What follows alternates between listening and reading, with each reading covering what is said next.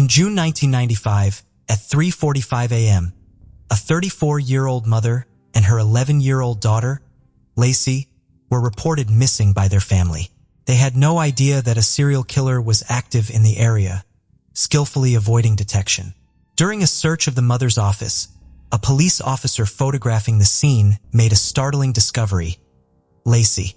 She was bound to a chair, her head hanging and appearing unresponsive.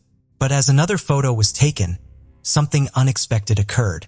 The mystery surrounding Lacey, her mother, and the serial killer's other victims remained unsolved until the girl in the photograph was eventually found alive. Her survival brought a spark of hope and a vital clue in uncovering what truly happened. Mary Phillips was born in 1961 in the small Arkansas town of Bradford. While in high school, she met James Phillips, the man who would become the love of her life. The two began dating during those years and later married. Mary embraced her role as a dedicated wife and mother to their 3 children. Their first daughter, Darla, arrived in 1979. Jessie followed 2 years later, and their youngest, Lacey, was born in 1984. The family lived in Hope for several years before relocating in 1990 to the charming town of Bald Knob, also in Arkansas. Mary was deeply rooted in her faith and was remembered by friends and acquaintances as a genuinely kind person whose bright smile could warm any room. Professionally, she trained as an accountant and worked in a tax office. Outside of work, Mary loved spending time with her family, tending to her garden, and enjoying the outdoors. On June 6, 1995, 34-year-old Mary went to her job as she normally did, while her husband was away on a business trip. That afternoon, Darla brought her 11-year-old sister, Lacey, to Mary's office because their mother planned to take Lacey to a dentist appointment after work. After dropping her off, Darla headed to a friend's birthday party, giving her mother a kiss and telling her she loved her before leaving. Later in the evening, Jesse, the Phillips' middle child, became worried when neither his mother nor Lacey had come home. He called his father, who was still out of town. James told Jesse to check the surrounding roads in case Mary had been in an accident. Jesse did as he was told but found nothing. James then asked him to stay home, thinking Mary might arrive at any moment. As the hours passed with no sign of Mary or Lacey, James' worry intensified, and he eventually contacted the police to report them missing, noting that he had last heard from Mary around 3 p.m. the day before.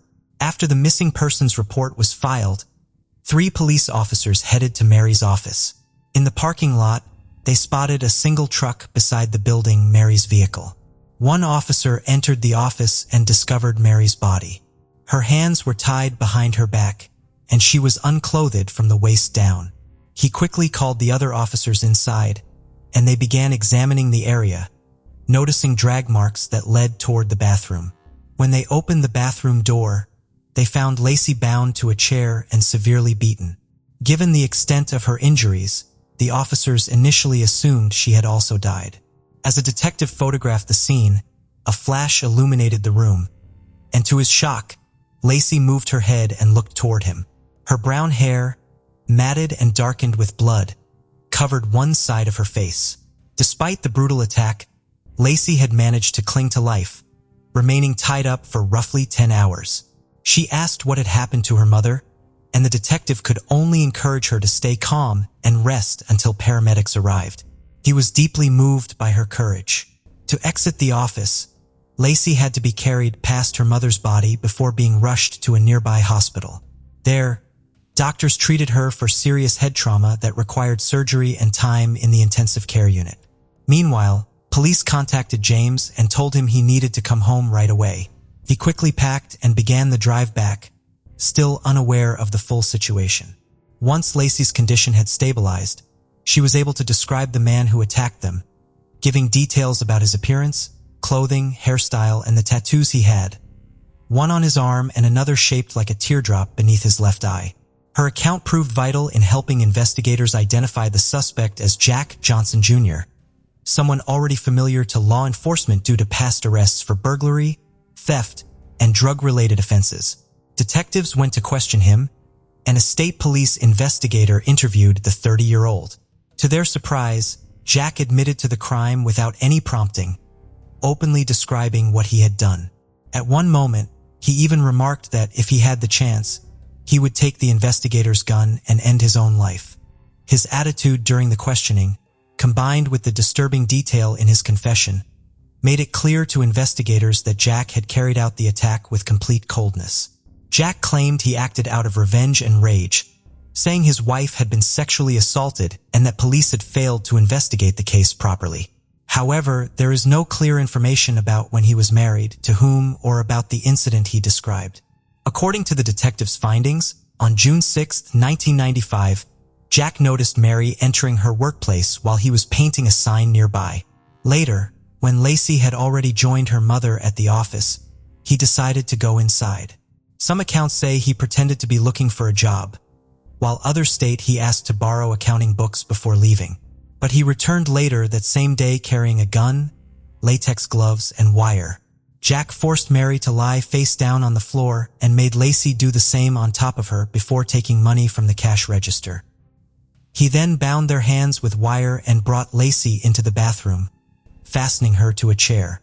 The young girl begged him not to hurt her mother, and he responded by saying he would target her instead. Jack struck Lacey several times on the head with the gun, causing her to lose consciousness. He then returned to where Mary was, hit her as well, and assaulted her. Mary fought desperately, but Jack overpowered her, ultimately killing her by strangulation and using an electrical cord to ensure she could no longer breathe. At some point, Lacey regained consciousness. Disoriented and in pain, she began calling for her mother. Hearing her, Jack went back to the bathroom and choked her until she passed out a second time. She suffered serious injuries and was barely hanging on. Believing she had died, Jack left her in the bathroom and fled the building. But who was this man capable of committing such a heinous act? Jack was born on August 10, 1964, in Toledo, Ohio. His father was an alcoholic and his mother had gambling problems. Jack was one of 7 siblings but had a particularly close relationship with the youngest, who was a year and a half younger than him. Jack suffered a high fever and seizures when he was just a year old. He was later diagnosed with attention deficit disorder, and at the age of 5, he began taking Ritalin as part of his treatment.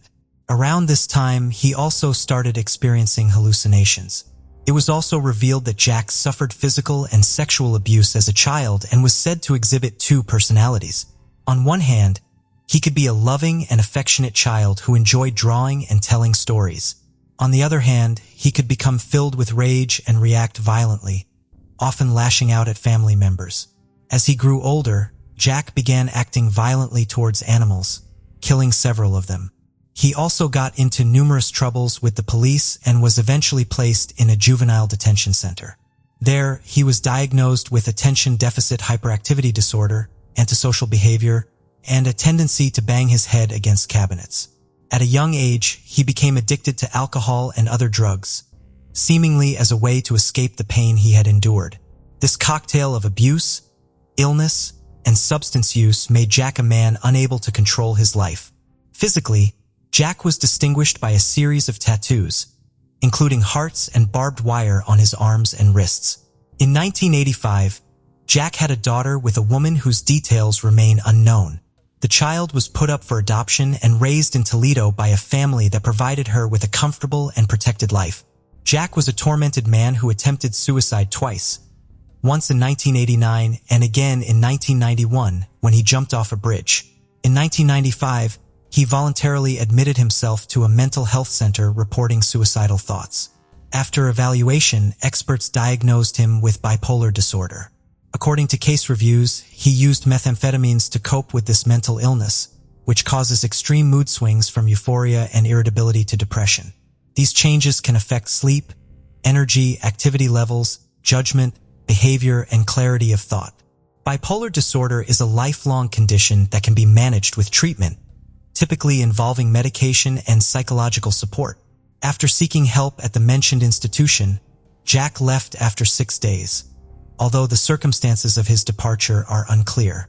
6 months after his brief stay at the mental health center, Jack committed the horrific attack that took the life of a loving mother and left 3 children motherless and James without the love of his life. A few days after Jack's arrest, A preliminary hearing was held at the county circuit court. During Jack's trial, the district attorney sought the death penalty, arguing that Jack was a dangerous man likely to commit another violent crime. Reports indicated that during one of the hearings, Jack himself asked to be executed immediately. One of the key witnesses, Investigator Howard, recounted Jack's detailed confession of the crime. Additionally, evidence was presented, including the photograph taken of Lacey at the crime scene when officers initially believed she had died from the beating Jack inflicted. Another significant moment was when Lacey, who had survived the attack, took the witness stand and identified Jack as the perpetrator. Jack pleaded not guilty by reason of insanity, expressing deep remorse for his actions and stating that he was haunted by the ghosts of his victims. He claimed he could not forgive himself and would willingly give up his life if it could undo the harm he caused. On April 17, 1996, the jury delivered its verdict. Jack was found guilty. He was sentenced to death for murdering Mary Phillips, received a life sentence for sexually assaulting her, and an additional 30 years for the attempted murder of Lacey Phillips, along with a $15,000 fine. In the years following, Jack's defense team filed numerous appeals against his conviction, focusing on mitigating evidence and the legality of Arkansas's death penalty laws. The attorneys argued that they were not allowed to present critical evidence to the jury that could have mitigated the sentence, such as reports confirming his bipolar disorder and constant hallucinations. They also pointed out that only $6,400 had been spent on his defense, whereas a comprehensive investigation would typically cost tens of thousands of dollars. Additionally, they relied on an expert who was later deemed incompetent by the state medical board. Meanwhile, the Phillips family struggled to adjust to life without Mary. Darla took on the role of an improvised mother, cleaning the house, preparing meals, and taking care of Lacey and Jesse.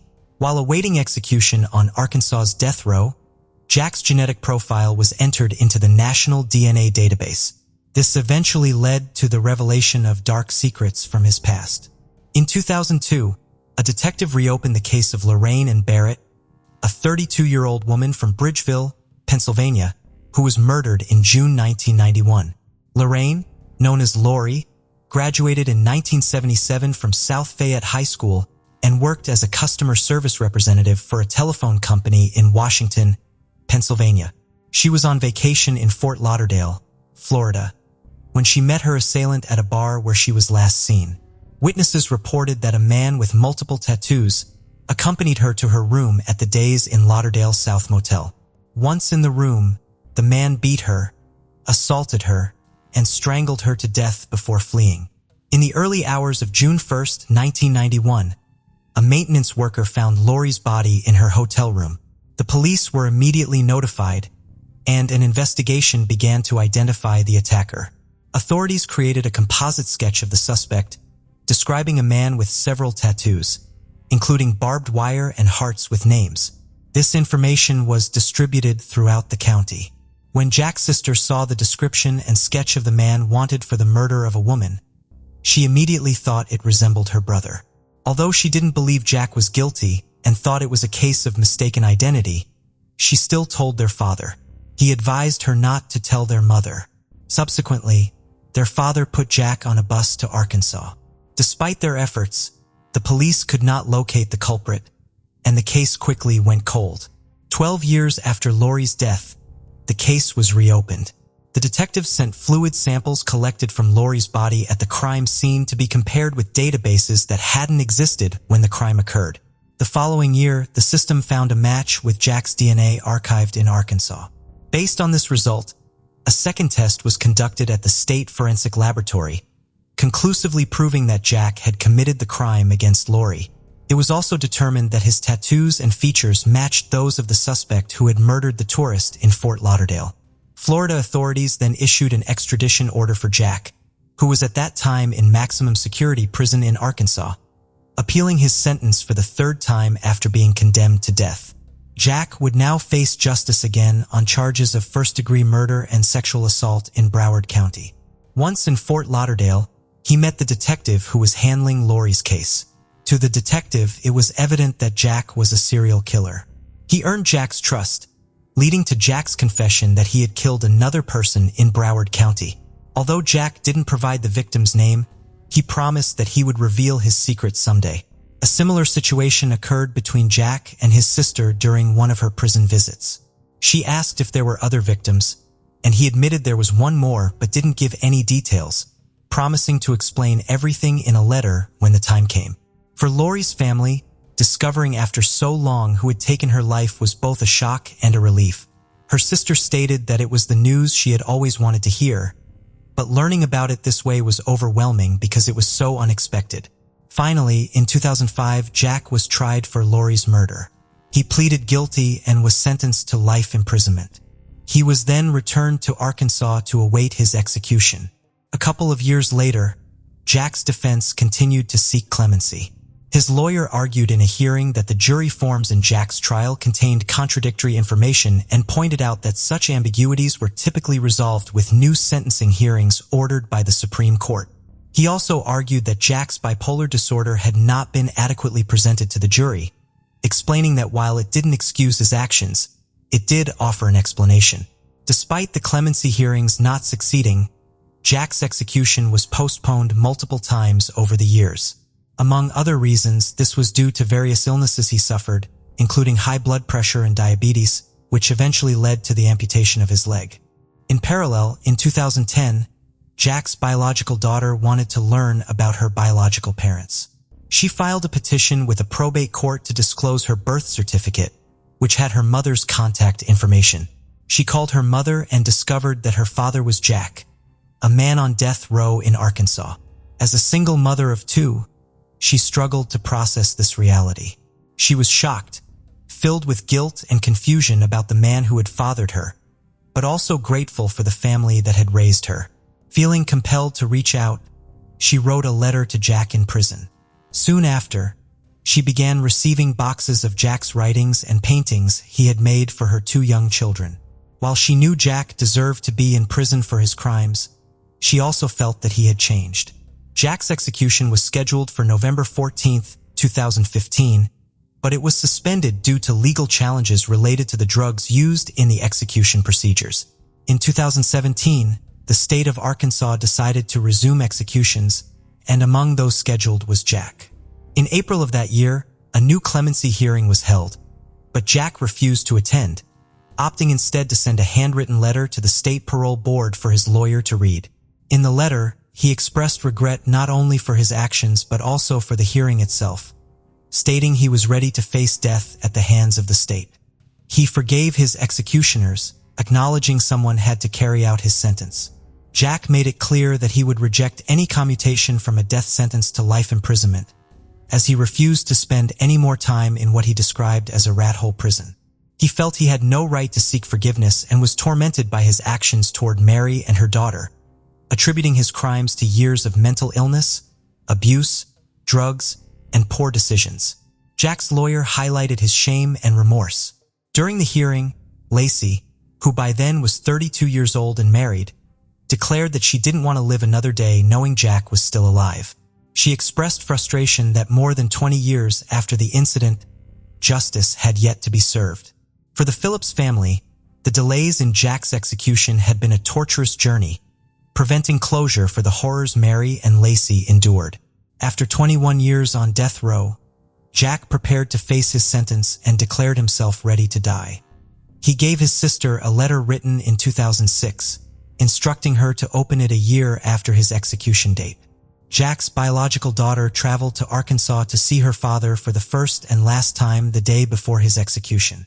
They held hands, tried to maintain a cheerful attitude, forgave each other for past hurts, and reminisced about her birth. Jack gave his daughter his wedding ring, which she now wears on a chain around her neck. On April 24, 2017, Jack consumed his last meal. Fried chicken, potato wedges with tartar sauce, beef jerky, 3 candy bars, and a chocolate shake. Around 7 p.m., he gave a 2-minute final statement apologizing to Lacey, expressing disbelief at how he had hurt her and professing his love for her as if she were his own daughter. He added that he hoped in time they could understand who he truly was and that he was not a monster. In a controversial statement, he implied there was a reason for the tragic events of that fateful day. He also left a written note stating that he aimed to become a better person in prison, practicing Buddhism and studying physics, and that no words could fully convey his remorse. At 52 years old, Jack was executed alongside another death row inmate, Marcel Williams, marking the first double execution in the United States in 17 years. His death was pronounced at 7 p.m., making him the 1,450th person executed in the U.S. since 1976. Mary's husband, James, lamented the long wait for justice but felt relief at its eventual achievement. He also expressed sympathy for Jack's family during their ordeal. Jack's sister stated she felt pain for the victims and prayed for them constantly, acknowledging Jack needed to be punished for his unforgivable acts. However, she also remembered him as a loving child and wanted to be present at his execution to support him, though the Arkansas Department of Correction denied her request. A year after Jack's execution, his sister opened the letter he had given her. The 4-page letter confessed in detail to the murder of Regina Harrison, providing details only the killer would know. Jack wanted Regina's family to know the truth, claiming her spirit had visited and haunted him for 3 years until he confessed. He described Regina's initial anger and longing for her parents, but said she eventually understood him and forgave him, although he could never forgive himself. He expressed deep remorse and stated he could not rest in peace until Regina's family knew what had happened. Jack instructed his sister to send the letter to the police. In November 2018, she sent it to the Broward police, leading to Regina's body being exhumed and her DNA analyzed, tests that were not possible in the 1980s when the crime occurred. In February 2019, based on the DNA results, the Broward County prosecutor officially announced that Jack was responsible for Regina's death, a crime for which another man had been convicted. In truth, Regina was Jack's first victim, a crime he committed at the age of 18. Regina, a 20-year-old college student, was kind, sweet, and deeply religious, attending Palm Beach Atlantic College, a Christian school in West Palm Beach. On May 12, 1983, Regina left her parents' house for an evening bike ride in the North Beach neighborhood of Hollywood, Florida, but never returned home. Jack spotted her while she was cycling, approached her, and decided to head to the beach. As darkness fell, he kidnapped her, took her to Westlake Park, where he stripped her, assaulted her sexually, and strangled her to death, leaving her body abandoned in the park. The next day, friends and family found Regina's naked body in the woods. During the investigation, witnesses reported seeing Regina riding her bike with a slim, long-haired man on a black bicycle along a popular trail on Hollywood Beach.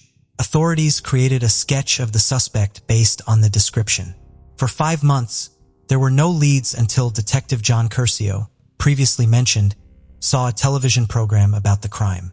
He was part of the unit that captured Ronald Henry Stewart, a serial sexual assailant who had terrorized women in Florida and Mississippi in the late 1980s. Curcio realized that Ronald matched the suspect's sketch: slim, long-haired, and riding a black bicycle when arrested. A witness who had seen Regina and her alleged attacker at the beach identified Ronald as the man with Regina from a photo lineup. Additionally, an acquaintance of Ronald claimed he had confessed to killing a woman in the park. Soon, Ronald was charged with Regina's murder. Despite several factors suggesting Ronald's innocence, including non-matching fingerprints at the crime scene, he pled guilty to avoid the death penalty. He admitted to 3 counts of sexual assault with a deadly weapon in Broward County in exchange for prosecutors dropping charges in 6 other cases. Ronald was sentenced to 50 years in prison in January 1985 to be served concurrently with his other sentences for sexual offenses. He never regretted the plea deal nor claimed any coercion in accepting it. Ronald Henry Stewart served most of his time in Mississippi but was transferred to Florida in 2007, where he died of cancer the following year. Jack's confession to Regina's murder proved Ronald had no connection to the case. Following this revelation, prosecutor Paula McMahon announced they would work to overturn Ronald's wrongful conviction and investigate Jack's past for other potential victims in Florida and across the U.S. The story of Mary, Lacey, and the Phillips family is a grim reminder of the horrors that can lurk in the most unexpected places. It is also a testament to courage and a demonstration that the pursuit of truth and justice must never waver, as they can emerge when least expected. The case of Anna Walsh, a horrific event in the basement of a family home. For over a year now, an investigation has been ongoing into the mysterious disappearance of a young woman and mother of 3 children, Anna Walsh. In January of the previous year, the case was reclassified as a brutal crime, although the body of the missing 39-year-old American woman of Serbian descent has yet to be found to this day. Her husband, Brian Walsh, who had previously encountered legal issues for fraud, was arrested on charges related to her disappearance. No one could have imagined that this individual could be responsible for ending the life of the mother of his sons. It's noteworthy that the Walsh family appeared to be quite prosperous, successful, and happy on the surface. Moreover, the couple was not in want, living in a luxurious home, and could afford anything they desired. However, few were aware of what happened behind the closed doors of this large and beautiful house. Even the person closest to Anna, her mother, did not realize the deadly danger her daughter was in. Interestingly, Brian managed to woo Anna away from her previous husband years ago in a rather unique manner. So unique, in fact, that the woman and her first husband even sought police protection from harassment and threats. Nevertheless, she eventually left with Walsh, to whom she was married for over 7 years. But what happened that led the family head to decide to rid himself of his wife? And what did he do to her? Who was Anna Walsh? Anna Labasic, who later became known as Anna O'Neill following her first marriage, was born on April 18, 1983, in the Serbian capital of Belgrade. Here, she spent her formative years growing up with her younger sister and a cultured family. Her academic journey led her to the 5th Belgrade Gymnasium, where she excelled as one of its standout students. Pursuing higher education, Anna attended the esteemed Belgrade Research University, the most historic and expansive university in Serbia. Her academic pursuits included a deep dive into foreign languages, culminating in a master's degree in French language and literature. At 22, with her diploma in hand, Anna sought broader horizons and career prospects in the United States, a move fully supported by her family. In 2005, she embarked on her American dream. Settling in the U.S., Anna aimed to further her education in hospitality management. She took on administrative roles at prestigious hotels, notably the Inn at Little Washington in Virginia, a part of the elite Relay and Chateau Hotel Circle. Anna's warmth, approachability, and sense of duty saw her swiftly ascend the professional ladder, garnering respect from her peers and supervisors alike. Multilingual and adept at resolving conflict, her innate charm and charisma allowed her to form connections with ease. Beloved by colleagues and blessed with a burgeoning circle of friends, Anna seized every chance to shine. She became a U.S. citizen, retaining her Serbian nationality, enjoyed a high income, and invested in her own property and car. Her travels broadened her horizons further, and her career flourished, leading to a promotion to senior manager. Anna's intelligence, beauty, slender frame, and radiant smile attracted many admirers. During her tenure at the Wheatley Hotel in Lenox, Massachusetts, she found love with Marcus O'Neill, the establishment's head chef. Their romance led to marriage in 2009, and Anna adopted her husband's last name. Who is Brian Walsh? Brian Paul Walsh was born in July 1975 in Boston, Massachusetts, into a well-known, affluent, and respected family. His father, Thomas Walsh, was a distinguished neurologist who worked at one of the state's leading hospitals where he headed a department and also taught at a prestigious medical university. From a young age, Brian was the quintessential spoiled child, luxuriating in wealth and never knowing the word no. He attended one of the best private schools, wore expensive branded clothing, and lived a life of ease.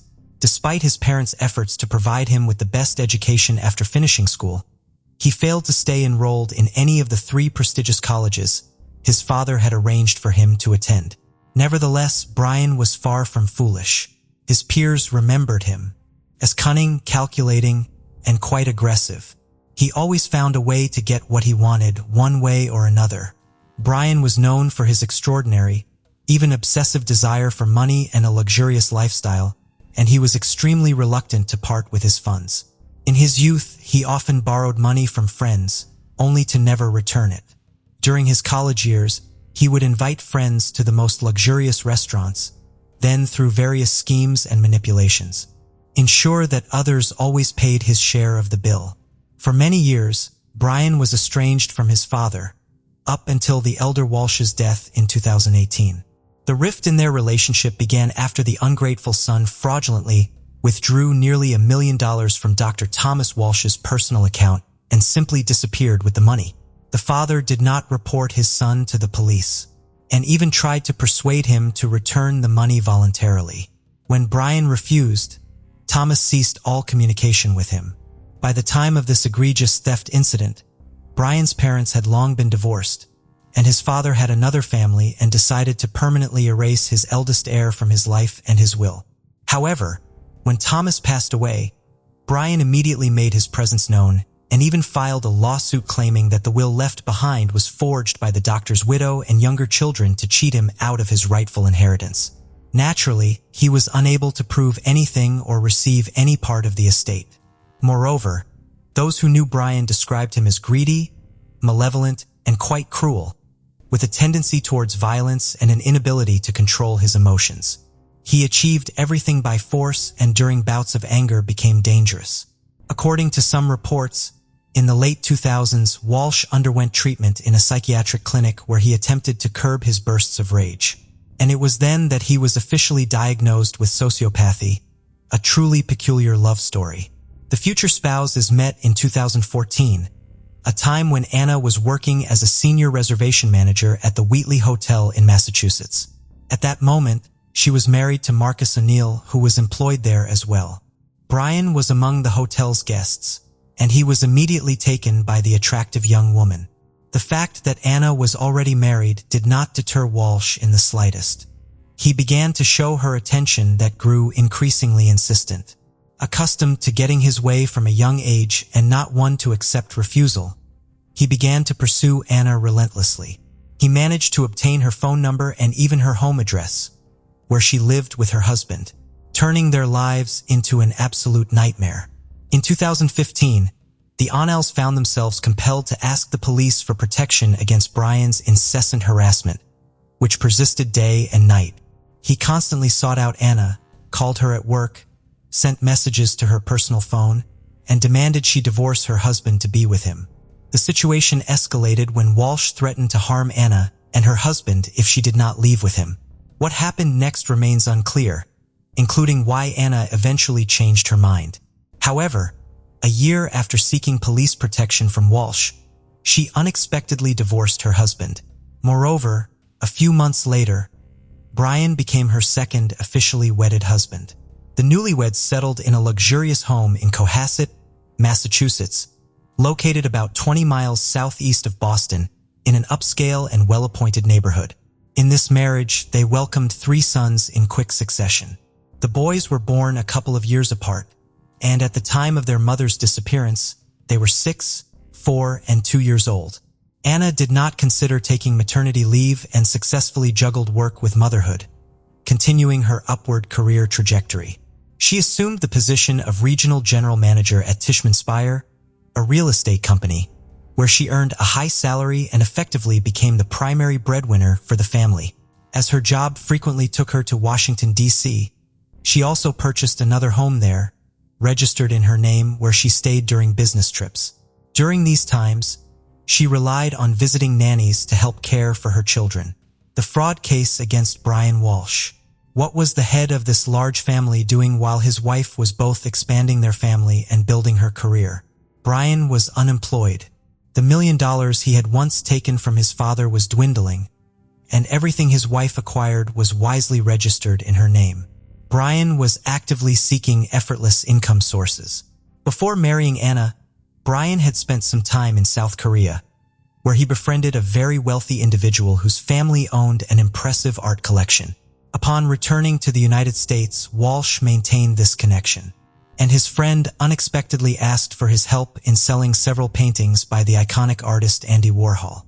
Brian eagerly agreed, but decided not just to sell the artworks for a commission, but to truly profit from the transaction. He had access to a series of abstract paintings by the great artist, collectively titled Shadows. He appraised each painting, obtained the necessary documentation, including authenticity certificates, and then decided to create copies of both the images and the accompanying documents. Walsh approached artists who made precise replicas of the paintings. He convinced the artists that he needed these copies as a backup, since each of the original works was worth about $250,000. For several years, the fraudster successfully copied and sold fake paintings as originals to collectors from various countries, until one of his buyers, an art expert specializing in Andy Warhol's work, quickly identified a forgery and sued the fraudster. The FBI took on the investigation, and in April 2021, the suspect pleaded guilty to selling counterfeit art. He was placed under house arrest after his lawyer negotiated a deal requiring him to return the proceeds from the sale of the paintings to the buyers to avoid actual prison time. Brian's movements were significantly restricted, but he was allowed to leave his house. Twice a day, he could drive his children to and from their educational institutions.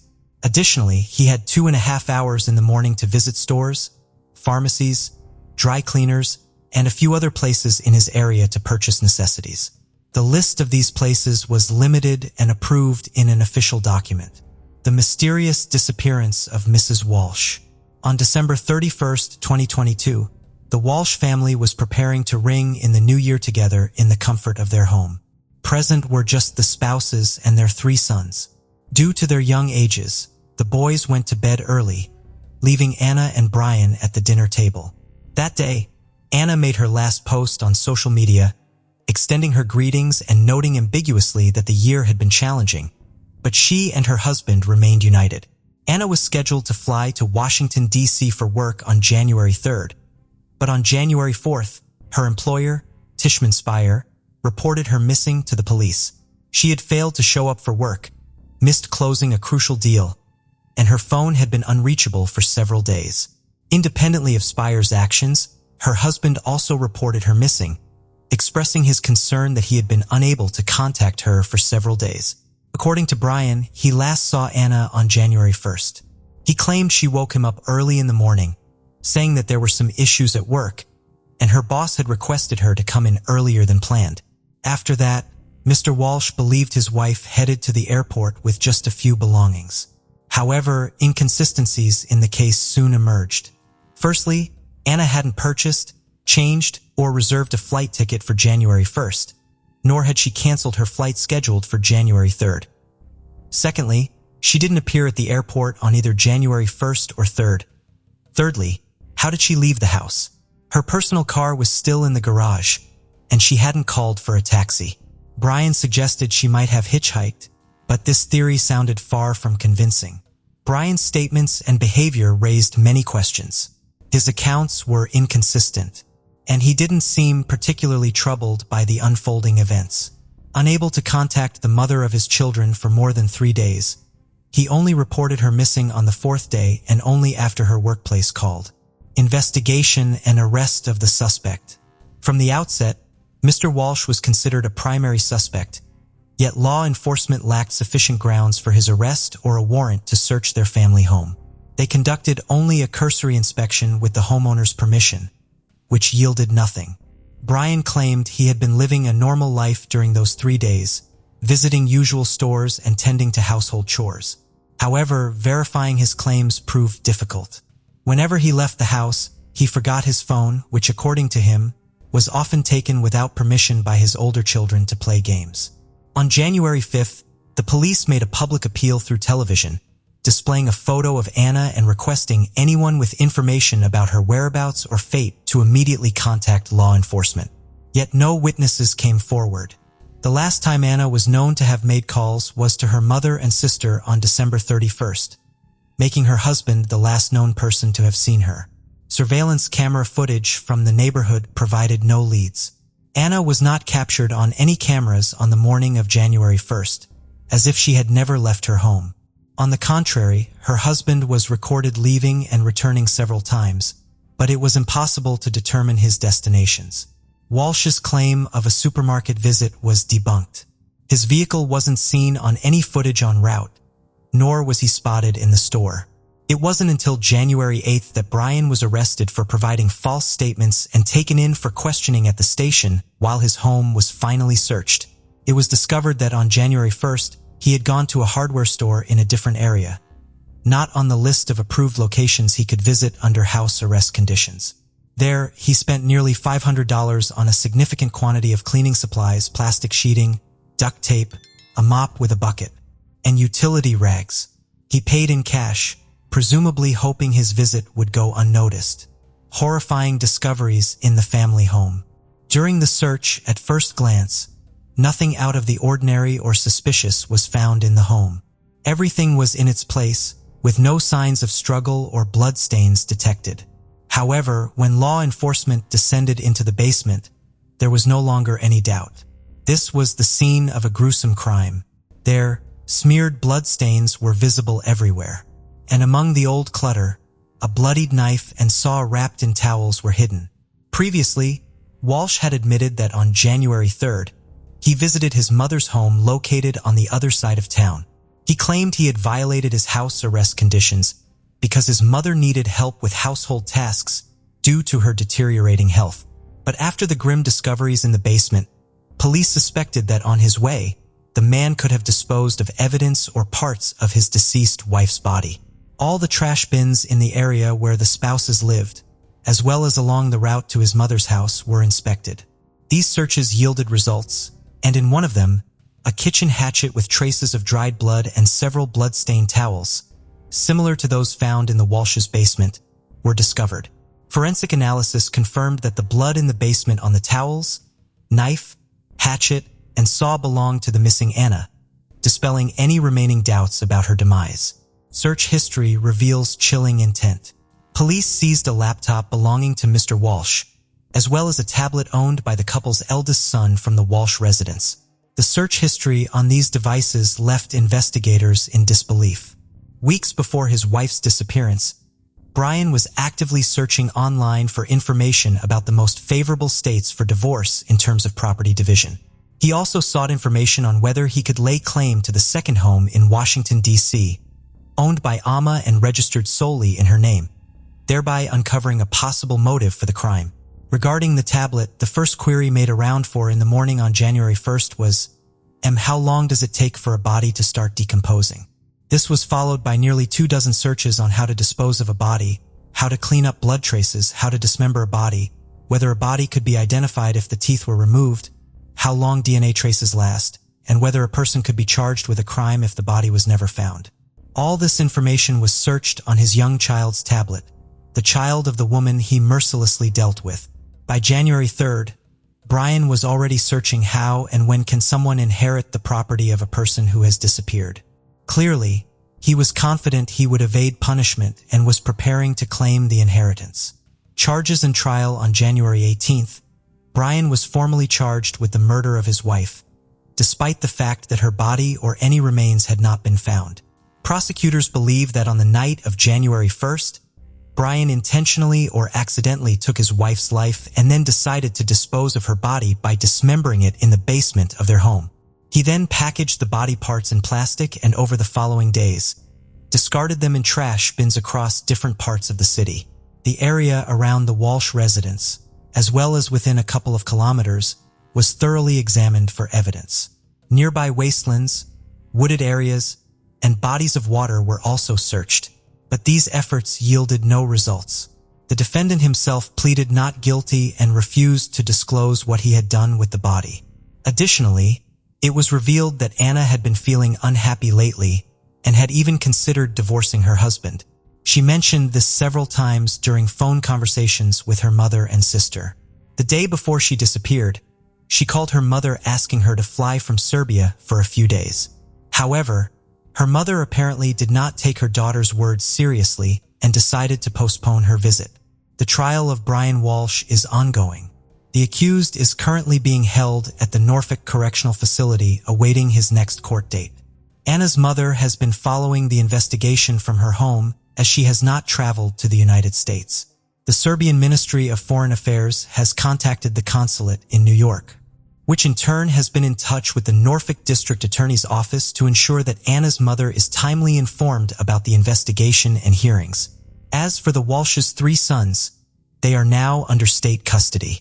None of Brian's family members wish to take care of them, citing Anna's mother's age and poor health, and her sister, who currently lives in Canada, also declined to take in her nephews.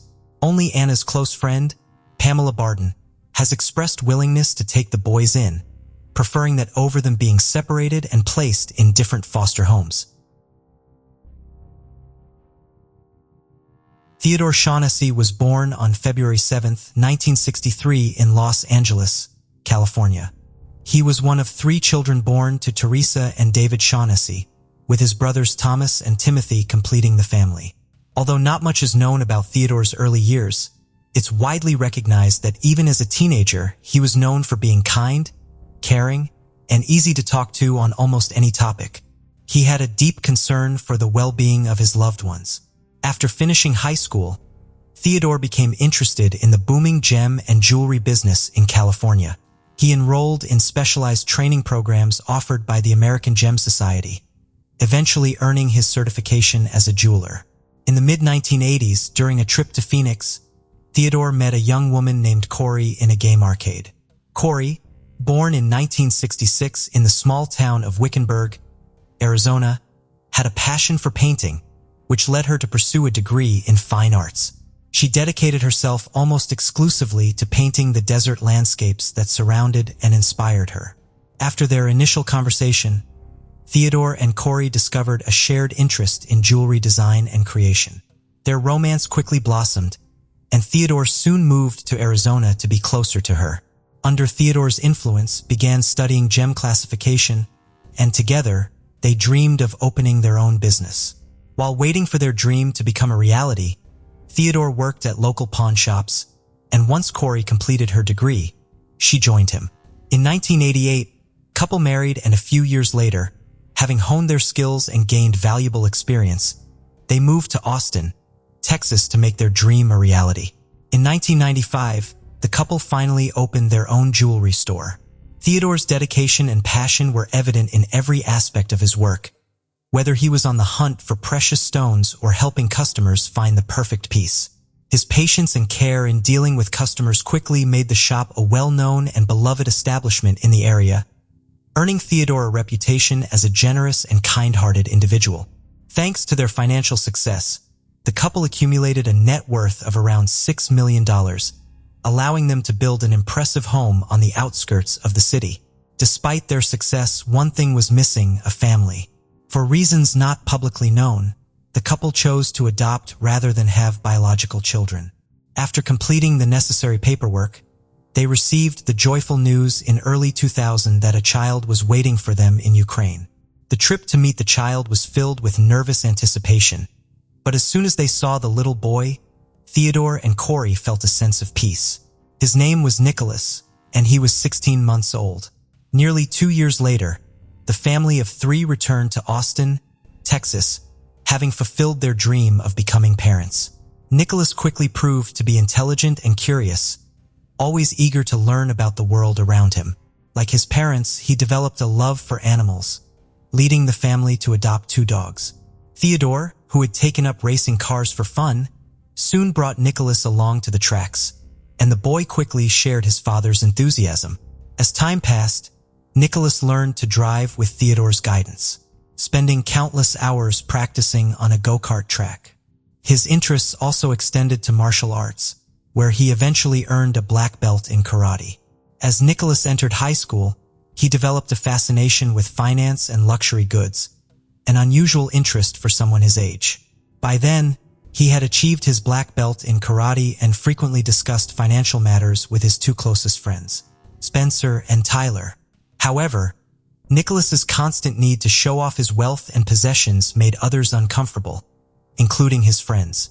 Despite this, he won the heart of a young girl named Jacqueline, who had moved to Austin from New Jersey after her parents' divorce. Jacqueline and Nicholas started dating, and in 2016, Nicholas introduced her to his family. Although the evening began somewhat awkwardly, by the end of dinner, Theodore and Corey were charmed by Jacqueline. Due to the physical abuse Jacqueline suffered at the hands of her father, she found refuge in the home of her boyfriend and his parents. Once Corey learned the reasons for Jacqueline's extended stays, she allowed her to move in with them, and the young couple took up residence in a room on the ground floor of the house. Always nurturing, did her best to care for Jacqueline and even gifted her a beautiful diamond pendant for her 19th birthday in keeping with the family's love for gemstones. As Nicholas neared the end of high school, his obsession with making money only grew stronger. He even wrote a detailed article for the school newspaper outlining a plan to get rich by working from home in the stock market. In July 2017, after graduating from high school, his mother agreed to loan him $30,000 to start his own business. A month later, Nicholas and Jacqueline moved into an apartment complex in College Station, about 2 hours east of Austin. Shortly afterward, with the help of Spencer, who had become an ordained minister, the young couple secretly married. Jacqueline focused on her university studies while Nicholas worked from home as a stockbroker. As their social circle expanded, Nicholas never missed an opportunity to brag about his supposedly successful business ventures. In reality, however, things were not going well and he was actually losing money. He borrowed $2,600 from a neighbor, promising to repay her with the profits from his investments. At the same time, Nicholas had to take out other loans that quickly came due, pushing his financial situation to a critical point by early 2018. When Jacqueline learned of their financial troubles, the couple argued and began discussing options to turn things around. What started as a joke about inheriting Theodore and Corey's fortune soon turned into a serious plan. After all, if they were no longer around, Nicholas would be the sole heir to a $2 million life insurance policy, plus an additional $6 million from the business and property. A few days later, the idea morphed into a real project, and the couple even agreed to hire someone to eliminate Theodore and Corey. The first person Nicholas approached for the job was his friend Spencer. But despite offering him $50,000, Spencer refused outright. The couple's initial failures did not deter their determination. On the contrary, by mid-February 2018, Nicholas turned to social media to continue his search for someone willing to carry out their dark plan. He contacted a woman who worked at the complex where he lived, offering her extra money. When she inquired about the nature of the work, he proposed that she kill 2 people in exchange for $20,000 per victim. The woman never responded again, and like the neighbor who had loaned him money, her identity has remained undisclosed for safety reasons. Nicholas faced similar rejection from a third individual he approached with the offer.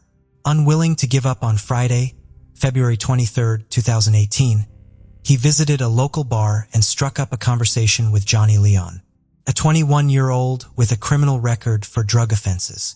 After introducing himself and explaining the job, Nicholas offered Johnny $100,000 with payment to be made in installments. As they discussed the details, Nicholas texted Jacqueline to share the good news. When she asked about the cost, he brushed off her concerns. That night, Johnny and Nicholas agreed to meet later at Nicholas's house to finalize the plan. On Monday, February 26, 2018, Corey called her son to ask why he had not yet repaid the loan she had given him. The uncomfortable conversation quickly escalated into an argument, leaving Nicholas feeling even more pressured to achieve his goal. On the morning of Wednesday, February 28, 2018, before meeting with Nicholas, Johnny invited his friend Cameron Bosmek, who worked at a local company to help with what he described as a moving job. Cameron, unsuspecting of anything nefarious, agreed. When Cameron and Johnny arrived at Nicholas's home, they were caught on the security cameras. Once inside, Nicholas revealed the true nature of the plan. He explained that he would deactivate the security alarm remotely from his phone to allow them access to his parents' home. They were to enter through a window in one of the rooms where they would find a gun in a drawer. Nicholas offered Cameron $10,000 payable in 3 installments. But as soon as the words were out of his mouth, Cameron walked out, refusing to be part of the plan. Later that day, back home with his family, Cameron confided in his wife about the unsettling incident. Meanwhile, left alone with Johnny, Nicholas offered to accompany him on the mission. That night, they drove to Austin, But after several hours, Nicholas realized he couldn't go through with it, and they returned to College Station. The following day, Johnny introduced Nicholas to Ariane Smith, a 23-year-old who had recently been released from prison after serving time for drug-related offenses. Despite his criminal past, Ariane was willing to join the plan. Nicholas laid out the details again, and they agreed to carry out the attack on March 2nd, 2018. On Thursday, March 1st, 2018, Theodore and Corey finished their usual workday at the jewelry store. After dinner, they went to bed as usual. Meanwhile, Johnny and Ariane exchanged numerous messages, preparing for the task ahead. They met up and drove to Austin, arriving at around 4:30 a.m. Once Nicholas remotely deactivated the alarms, the two intruders entered the house. Following Nicholas's instructions, Ariane retrieved the gun from the designated drawer. However, the family dogs, alerted by the intruders' movements, began barking, waking Theodore and Corey. Still groggy from sleep, Theodore grabbed a gun and headed to the kitchen. Ariane, reacting quickly, fired several shots, hitting Theodore and causing him to collapse. In the chaos, one of the intruders also shot one of the family dogs. The noise from the gunfire prompted Corey to grab her gun. She positioned herself in the doorway of the bedroom and fired down the hallway, determined to defend her home, even though she couldn't see the intruders. Her actions, though they didn't injure the attackers, were enough to scare them off. They fled the scene, leaving Corey to take refuge in a closet where she called emergency services. It was nearly 5 a.m. when the police arrived delayed because they initially went to the wrong address. During those agonizing minutes, remained on the line with the 911 operator.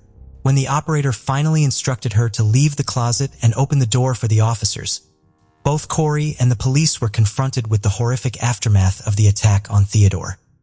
He was pronounced dead at 5:14 a.m. and through tears, Corey called her son to inform him of what had happened.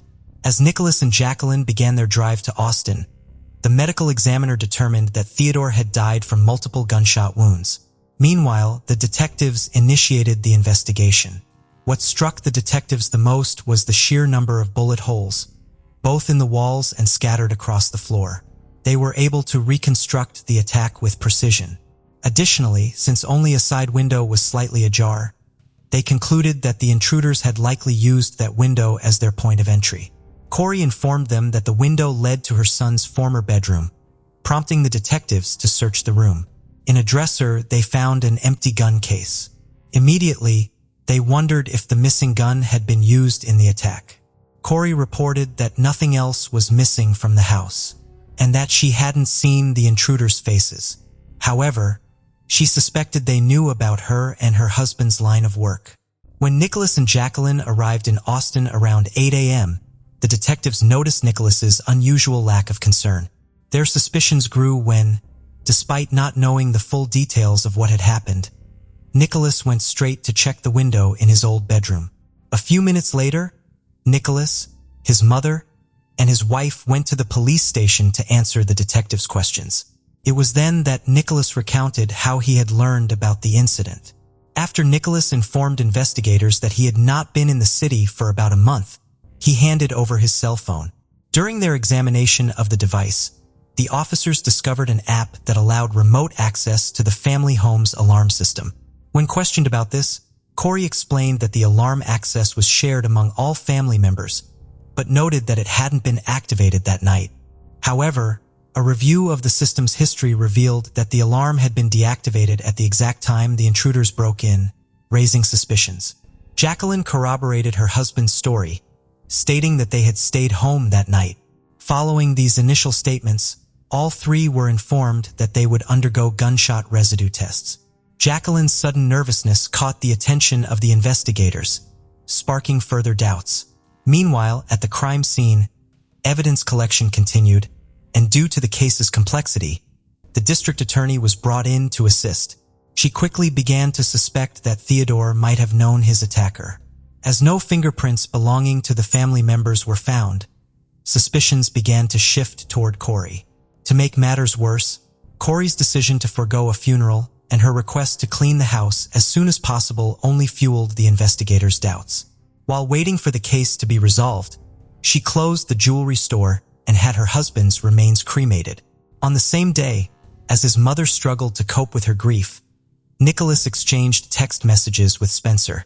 He asked if Spencer wanted to see photos of the crime scene, boasting that the investigators had returned his phone, a clear sign in his view that he was no longer a suspect. When Corey was called in for another interview, the questioning was so intense that she began to feel as though she was no longer being treated as a victim. By then, however, she wasn't the only one under scrutiny. Her son had not been entirely ruled out as a suspect. On March 5, 2018, police officers began interviewing neighbors at Nicholas's apartment complex. This led them to the employee Nicholas had contacted via social media, who then revealed the details of his disturbing proposal. A few days later, armed with a search warrant, officers searched Nicholas and Jacqueline's apartment. They found ammunition matching the bullets recovered from the victim's body, as well as a marriage certificate exposing the secret wedding. They also seized a computer. When Corey learned of her son's secret marriage, she was at a loss for words. She reproached Nicholas for not doing things the right way, assuring him that there was no need to hide the marriage and that, had she known, she would have organized a proper wedding. As a result, Nicholas and Jacqueline moved back into the family home. Despite the mounting suspicions against him, remained convinced of her son's innocence. Determined to support him, on March 10, 2018, Corey hired a group of attorneys and even handed over control of the jewelry store to Nicholas. Over the next month and into the following, the evidence against Nicholas began to pile up at an alarming rate. First, phone records revealed that contrary to his initial statement, Nicholas had been in the city 2 days before the incident that claimed his father's life. Then, more incriminating text messages exchanged between him and Jacqueline surfaced. In May 2018, after locating Spencer, the detectives interviewed him at the station. Without much pressure, Spencer disclosed the amount Nicholas expected to inherit by eliminating his parents. He also provided text messages to support his claims, which cleared him of any suspicion. By the end of that month, Nicholas and Jacqueline were arrested. Both were charged with criminal solicitation to commit capital murder. Nicholas' bail was set at $3 million and Jacqueline's at $1 million. Faced with sworn statements and overwhelming evidence, Corey finally grasped the full extent of the nightmare she was living. Meanwhile, authorities hoped that time behind bars would lead the suspects to reveal the name of the actual killer. However, as neither showed any signs of cooperation, the officers prepared to take further action.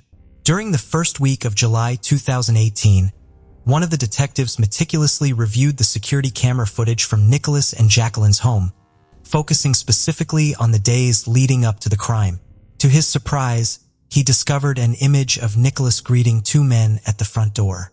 One of the men was wearing a shirt with the logo of a local company.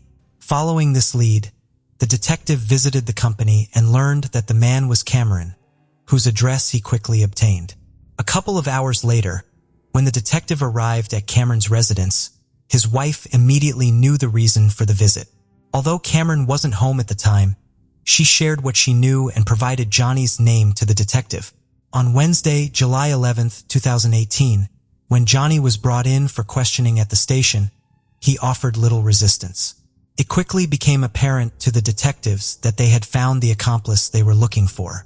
Johnny was arrested and charged with capital murder. Further investigation revealed incriminating text messages exchanged between Johnny and Arian just hours before the crime, indicating that Johnny had not acted alone. Finding Arian, however, proved challenging, but he was finally apprehended on December 10, 2018. During his interrogation, Arian detailed the events of that night, breaking down as the questions continued. He expressed remorse for the tragedy his actions had caused and eventually admitted to being the one who fired the shot that killed Theodore. He also directed the detectives to where they could find the missing weapon, which turned out to be one of Nicholas's guns. Jacqueline, meanwhile, admitted that she had been aware of her husband's intentions from the start. Her cooperation earned her a reduced bail. With all the pieces in place for a trial, the district attorney initially planned to seek the death penalty for Nicholas. However, in the spring of 2021, The district attorney left her position, and her successor quickly offered plea deals to the three defendants. The deal allowed them to plead guilty to a reduced charge of murder in exchange for a 35-year sentence with the possibility of parole. In the end, all three accepted the offer. Jacqueline, who by that time was divorced, also agreed to plead guilty to attempted solicitation of capital murder, hoping for a more lenient sentence. In a virtual hearing held on April 7, 2021, the judge sentenced Nicholas and Arian to 35 years in prison. A week later, Johnny Leon received an identical sentence for the same crime. On June 20, 2023, Jacqueline was sentenced to 4 months in jail, 10 years of probation, and 300 hours of community service. Additionally, her passport was revoked, and she was prohibited from leaving the state of Texas without first informing her probation officers. As part of her sentence, the court ordered that Jacqueline serve 2 days in jail every year on the anniversary of Theodore's death.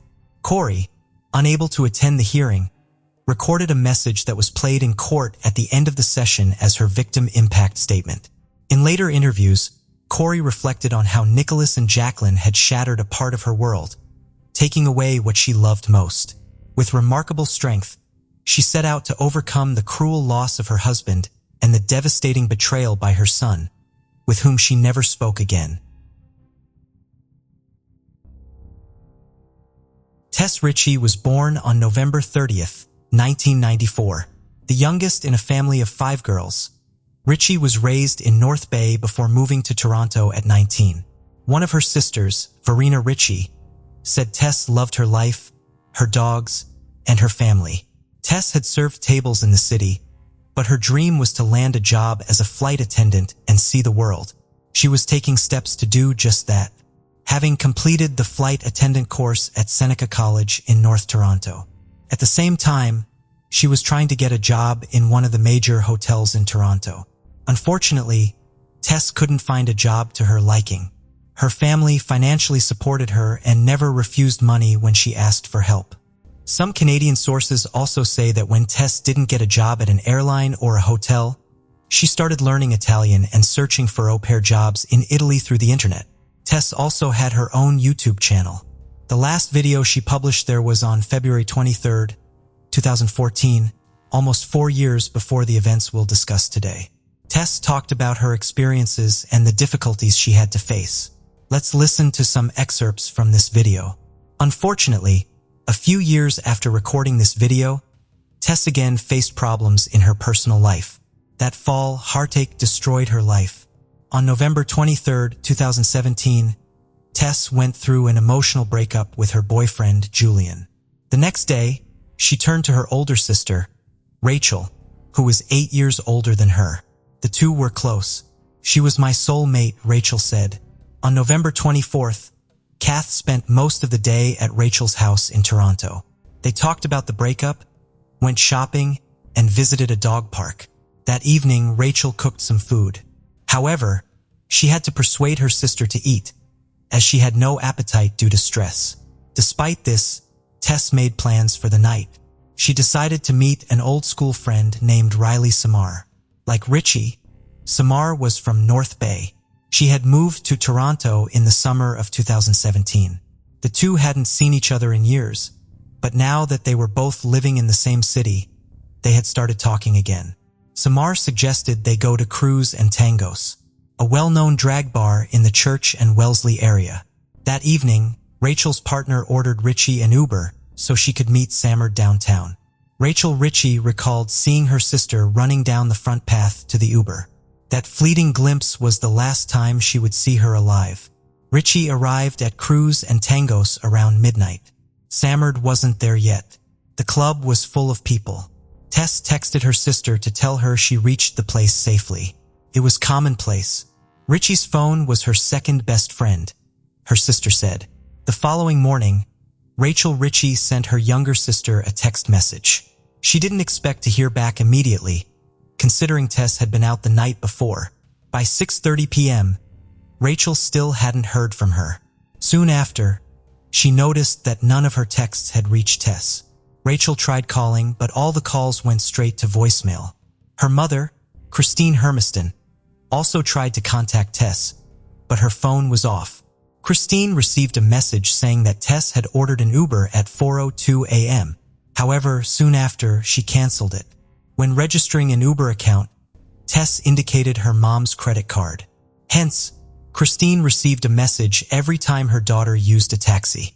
Tess always kept in touch with her family. So when her phone did not turn on during the day, they began to suspect something could have happened to her. She usually had her phone on her at all times. Rachel asked her partner to check her sister's apartment in Scarborough.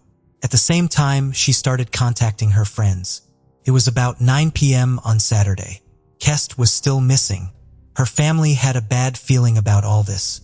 Rachel started calling hospitals and also contacted the police. By the evening of the following day, the police had no news for Tess's family. Several officers tried to find out where Tess Ritchie might be, but no one had seen or heard from her in the last 2 days. On Monday, Tess's mother, Christine, and one of her sisters traveled from North Bay to Toronto to participate in the search.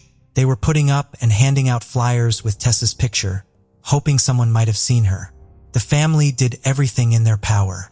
As for the police, they unfortunately did not show their best side when investigating the disappearance of Tess, but we'll talk about this a little later.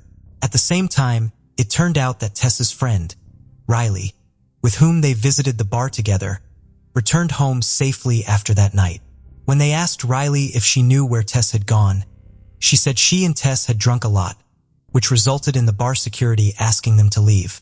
They left the bar shortly after 2 in the morning and went to Wellesley Street to eat something. On the way there, they met a guy who eventually went with them. Riley couldn't remember his name. On Wellesley Street, they ordered hot dogs. Tess wanted a vegetarian hot dog, which ended in a conflict with the seller. Tess believed they gave her a hot dog with meat.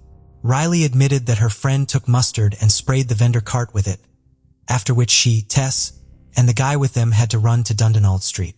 While there, they saw a woman on the house porch and started talking with her. Her name was Michelle Teep. Their conversation lasted about 20 minutes. Tess told Michelle that she had recently broken up with her boyfriend and shared how hard it was for her. Michelle tried to support Tess. Moreover, they even exchanged phone numbers. Teep said Ritchie seemed like someone trying to have a good time, but when she looked into her eyes, she saw sadness. The breakup with Julian appeared to be weighing her down. I told her everything does get better and just to hang in there, Teep said. At 4 a.m., Riley received a text from her boyfriend asking her to come home. She said goodbye to and walked towards Yonge Street and then home. Tess was disappointed that Riley had left her. At 4:02 a.m., she ordered an Uber. Thus, one can assume that after her friend left her, Tess decided to go home too. The driver arrived at 4:14 a.m., but Tess wasn't there. On Wednesday, November 29th, just 1 day before Tess's 23rd birthday, Christine again distributed flyers with her daughter's picture in the area where people last saw her. Knowing that Riley had parted with Tess on Dundonald Street, Christine decided to explore this area. She turned to in Brassett, a nurse who worked at St. Michael's Hospital, as their daughters had been friends since elementary school in North Bay. Together, they set out to find Ritchie amid a growing search effort and social media push to locate her. That's when Brassett made a haunting discovery. Appearing into the bottom of an outdoor stairwell in a construction site at 582 Church Street, Brazil immediately recognized Ritchie's body lying on the concrete. In 2017, this building was under reconstruction and partially fenced. It looked like this. I went into complete shock, horror, disbelief. I couldn't process or make sense of what I was seeing, Brassett said through tears. I was terrified. Dust from a nearby gravel pile lay like soot on her body. Brazil let go of the staircase railing and walked backward down the gravel driveway toward Church Street. Hermiston was farther up the sidewalk by that point. Unaware that her daughter's body was so close by, Brazil began to call out to her. Christine, come back here, she said. There's a girl in the stairwell, you've got to come back. Hermiston turned, raced down the driveway and stopped dead at the stairwell. After a few moments, she started screaming and asking God for help. Tessa's death became a heartbreaking challenge for her whole family. They found her body just 300 yards from the bar where she spent time before she disappeared and just 20 yards from where her friend Riley last saw her. It raised a lot of questions about the work of the police. After all, her body was a couple of blocks from the bar all this time. However, after Anne and Christine found Tess's body, an anonymous police source provided the press with new information. Allegedly, Tess advertised her intimate services via the internet and worked in a strip club. The grieving mother said Toronto police didn't do enough to search for Richie because they assumed she was an escort. It was horrifying to read that. Hermiston replied angrily at what police sources told the media after her body's discovery. She was not making a living in the sex trade industry. It's a blatant lie. They leaked that so it would look like she lived a high-risk life and was in a laneway with somebody. And it wasn't their fault. Although Tess did work as a waitress at a strip club, she quit less than 2 weeks after they hired her. As for intimate services advertisement, it was just an account on a dating site. Even though they had found Richie's body, there was no explanation for what happened to her. Police did not initially suspect foul play, but the homicide unit eventually took over the case after an autopsy revealed she had died of neck compression. Moreover, they found seminal fluid on the girl's clothes and saliva on her bra. After some tests, they found traces of male DNA. Thus, the police finally started searching for a suspect. Considering Riley's testimony, the detectives were trying to figure out the identity of the guy the girls met that night.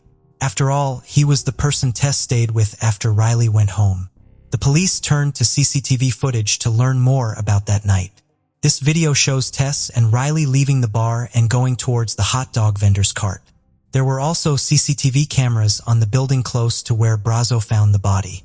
After analyzing the recordings, the police saw Tess and her new acquaintance walking hand in hand up the gravel driveway. According to the information voiced by the police, the camera captured Tess and this unknown man at 4:14 a.m. The following recording, taken 46 minutes later, shows the guy leaving the place alone. Tess never appeared in the footage again. Therefore, the police believe this man was the main suspect in the Tess Richie case. On December 10th, during a press conference, the Toronto police published pictures of this man taken with the help of a video surveillance system. They hoped someone would recognize him. The pictures, taken by an ATM camera, were of poor quality. An ATM was next to the place where Richie bought hot dogs. In the evening of the same day, the police discovered the identity of this man. Oddly enough, after seeing the published images, the man called the police station himself. "I'm the guy in the photo," he said. The person who was with Tess that night was 21-year-old Kaylin Schlatter. In the fall of 2017, Schlatter was 21 and living with his parents and younger brother at their North Toronto home. He had completed a year of postgraduate study as a car mechanic and worked with his dad in construction. Schlatter, his parents, and one of his lawyers went to the police station where he briefly spoke with detectives but refused to testify. His parents brought some food and a bottle of water for their son. In the end, they provided police with some crucial evidence. While still at the police station, Schlatter threw an empty water bottle into a trash can. The police promptly seized it and sent it for forensic medical examination. It took some time, but eventually they determined that the DNA sample on the bottle and DNA samples extracted from seminal fluid and saliva found on Tess Richie's body belonged to the same person. Police planned an undercover operation to monitor Schlatter for several weeks, but the DNA results accelerated the process. Schlatter was arrested around 11 p.m. on February 4, 2018, after watching the Super Bowl with his family at the Cineplex Cinemas Queensway in Etobicoke. They took him to 13 Division and placed him in a holding cell at 3:19 a.m. on February 5th. 2 other men were locked in holding cells on either side of him. Schlatter had no idea both were undercover cops and that he was about to give them an abundance of evidence. The 3 men sat in separate nondescript holding cells with a combination toilet and sink as well as a bed. Schlatter was locked in a cell between the 2 cups with all 3 men facing the same wall. None of them could see each other, but that didn't stop them from talking for hours. Schlatter told these policemen about his passion for card games and his ability to seduce women. According to him, he has slept with more than 40 women, even though he was only 21 years old. However, he did not mention that he liked both men and women. As it turned out later, Schlatter did not meet Tess and her friend Riley on the street. He was in the same bar as them. That's where he first noticed them. This recording was made shortly before security asked Tess and Riley to leave the bar. Here's Riley and here's Tess. And this is Schlatter. Schlatter also told undercover officers about Tess. At first, he said that she was alive when he left. Shortly after, Schlatter added that something could have happened because alcohol clouded his mind. He thought he was not capable of it. The police charged Kalen Schlatter with taking the life of Tess Ritchie, but of course he denied his guilt. In June 2018, 2 police officers, Alan McCullough and Michael Jones, were charged with 2 counts of misconduct for neglect of duty under Ontario's Police Services Act. According to the notice of hearing, they allegedly failed to thoroughly search the adjoining property or immediate area, interview neighbors, and notify a supervisor. If they had followed protocol, Christine Hermiston stated, they would have found her. She was lying just around the corner. Despite all this, both officers remained working in the police, but received penalties. As for Kalen Schlatter, during the 7-week trial held in 2020, his defense tried to prove his innocence, arguing that someone else could have approached the stairs where Tess was lying by climbing over the fence on the other side of the building and thus remain invisible to the cameras. The lawyers even gave the name of another suspect, but the police thoroughly checked and interrogated this person, finding no evidence linking him to Tess's death. DNA evidence pointed to only one person, Kalen Schlatter. Schlatter was a slight man who appeared soft-spoken in court. He said he has a speech defect that causes him to slur his words and stutter sometimes. Trying to explain the presence of his DNA on Tess's belongings, he said she offered him to hide from prying eyes. At 4:02 a.m., Tess Ritchie ordered an Uber. The driver arrived at the pickup point at 4:14 a.m., but Tess wasn't there. Instead of letting Ritchie meet her Uber driver, Schlatter again approached her. They sat down on a bench at the corner of Church and Dundonald. Tess seemed a bit more upset from the argument, so I walked over to her to check if she was all right, Schlatter said. He said it was Ritchie who asked him to sit and talk. It's impossible to corroborate his account, as there is no sound on any security video from the area.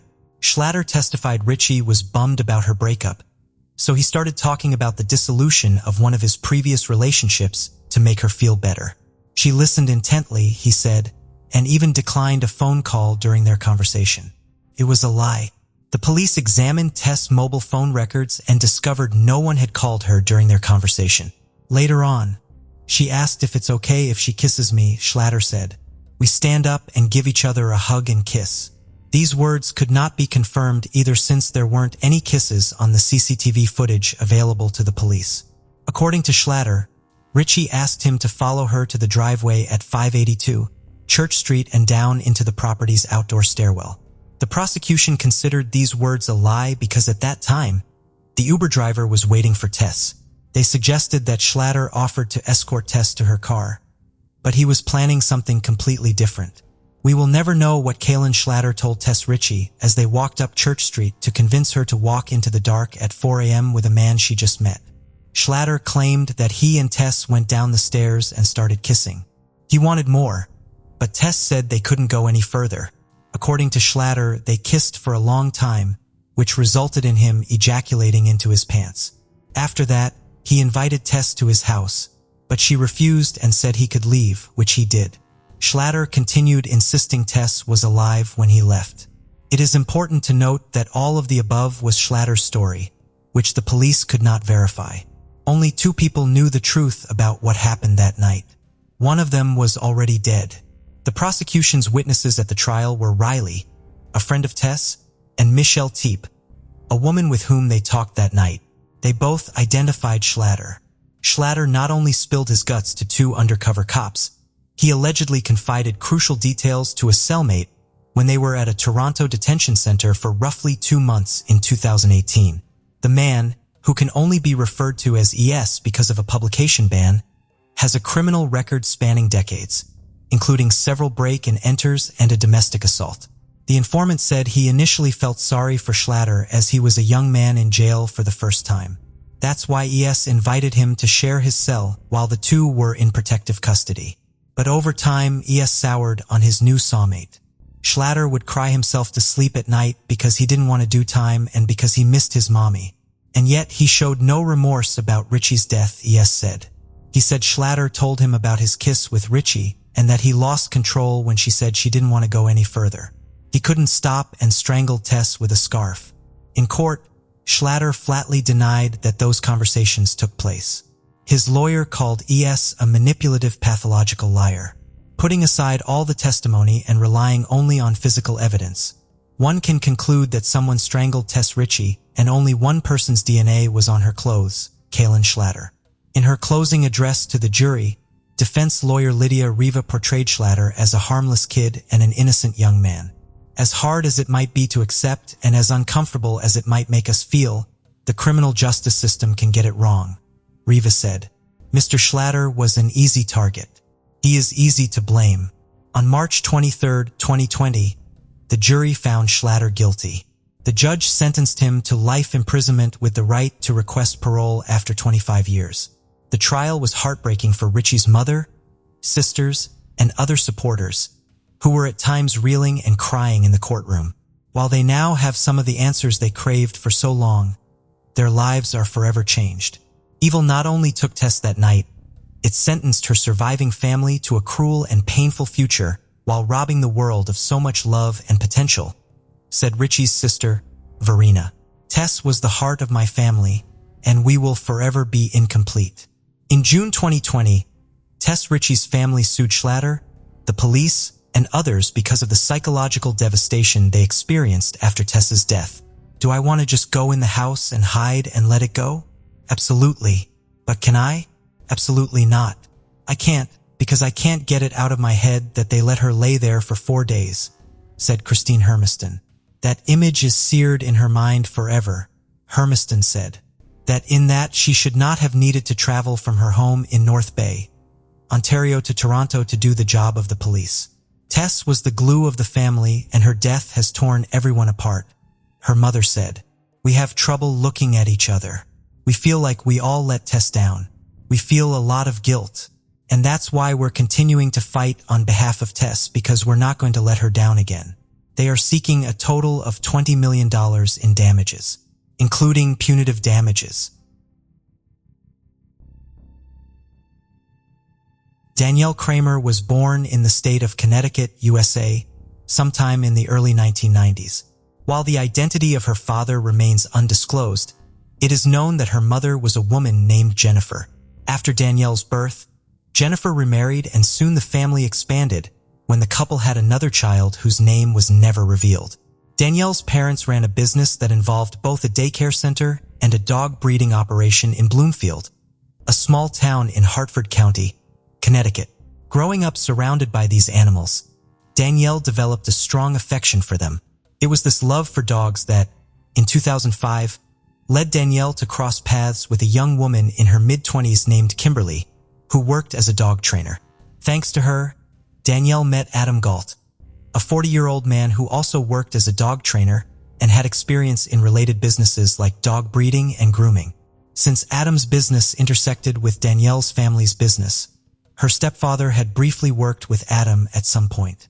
This connection led Danielle, eager to gain professional experience, to start working for Adam at his grooming and dog training business in Bloomfield in West Hartford. But what initially seemed like a healthy and innocent relationship between a young woman passionate about animals and a man experienced in the field soon turned dark and dangerous. Without Danielle's parents knowing, Adam started communicating frequently with her through messages and calls. He developed a completely inappropriate attraction to Danielle, who was still a minor at the time. Exploiting the admiration she had for him professionally, Adam began a seduction plan that quickly affected the naive girl. Adam gradually introduced Danielle to the world of drugs and alcohol, manipulating her until she agreed to an intimate relationship. He convinced the young girl that he loved and accepted her as she was, unlike her parents, who were trying to raise her with stricter controls to curb the impulsive behavior typical of adolescence. Danielle, who had been described as a good girl, began exhibiting strange behaviors and became extremely rebellious towards her parents. Unbeknownst to them, Adam was the driving force behind these negative changes.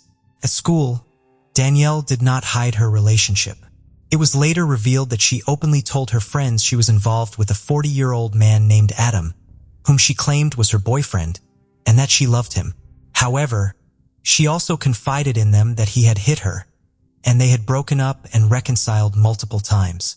By 2006, had run away from home several times, disappearing for days at a time, and when she returned, she refused to tell her parents or the authorities where she had been or with whom. It was always Adam who was behind these disappearances, testing how far Danielle was willing to go to fulfill his desires. In June 2006, Adam's manipulation reached its peak. Danielle, accompanied by Adam, went to the Bloomfield Police Department. There are two versions of what happened on June 13th. One version suggests that Danielle filed a complaint against a friend of her brother, accusing him of sexual abuse, for which she claimed her family had not protected her. However, the more widely accepted version is that the teenager reported to the authorities that she had been mistreated and neglected at home by her mother and stepfather. She expressed feeling unsafe and stated her desire to move in with Adam, an adult she trusted. From that moment on, Danielle distanced herself from her family entirely, with Adam firmly in control of her decisions. This was not the first time Adam had taken advantage of a young woman in this way. Kimberly, the dog trainer who had introduced Danielle to Adam, had also met him as a teenager. Before that, she had experienced a traumatic situation of intimate violence, leaving her very vulnerable. When she met Adam, she saw him as a hero, like someone who rescues princesses from castles.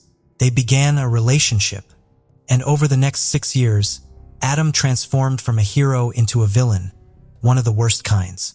He dominated and controlled Kimberly, turning her into a sort of slave.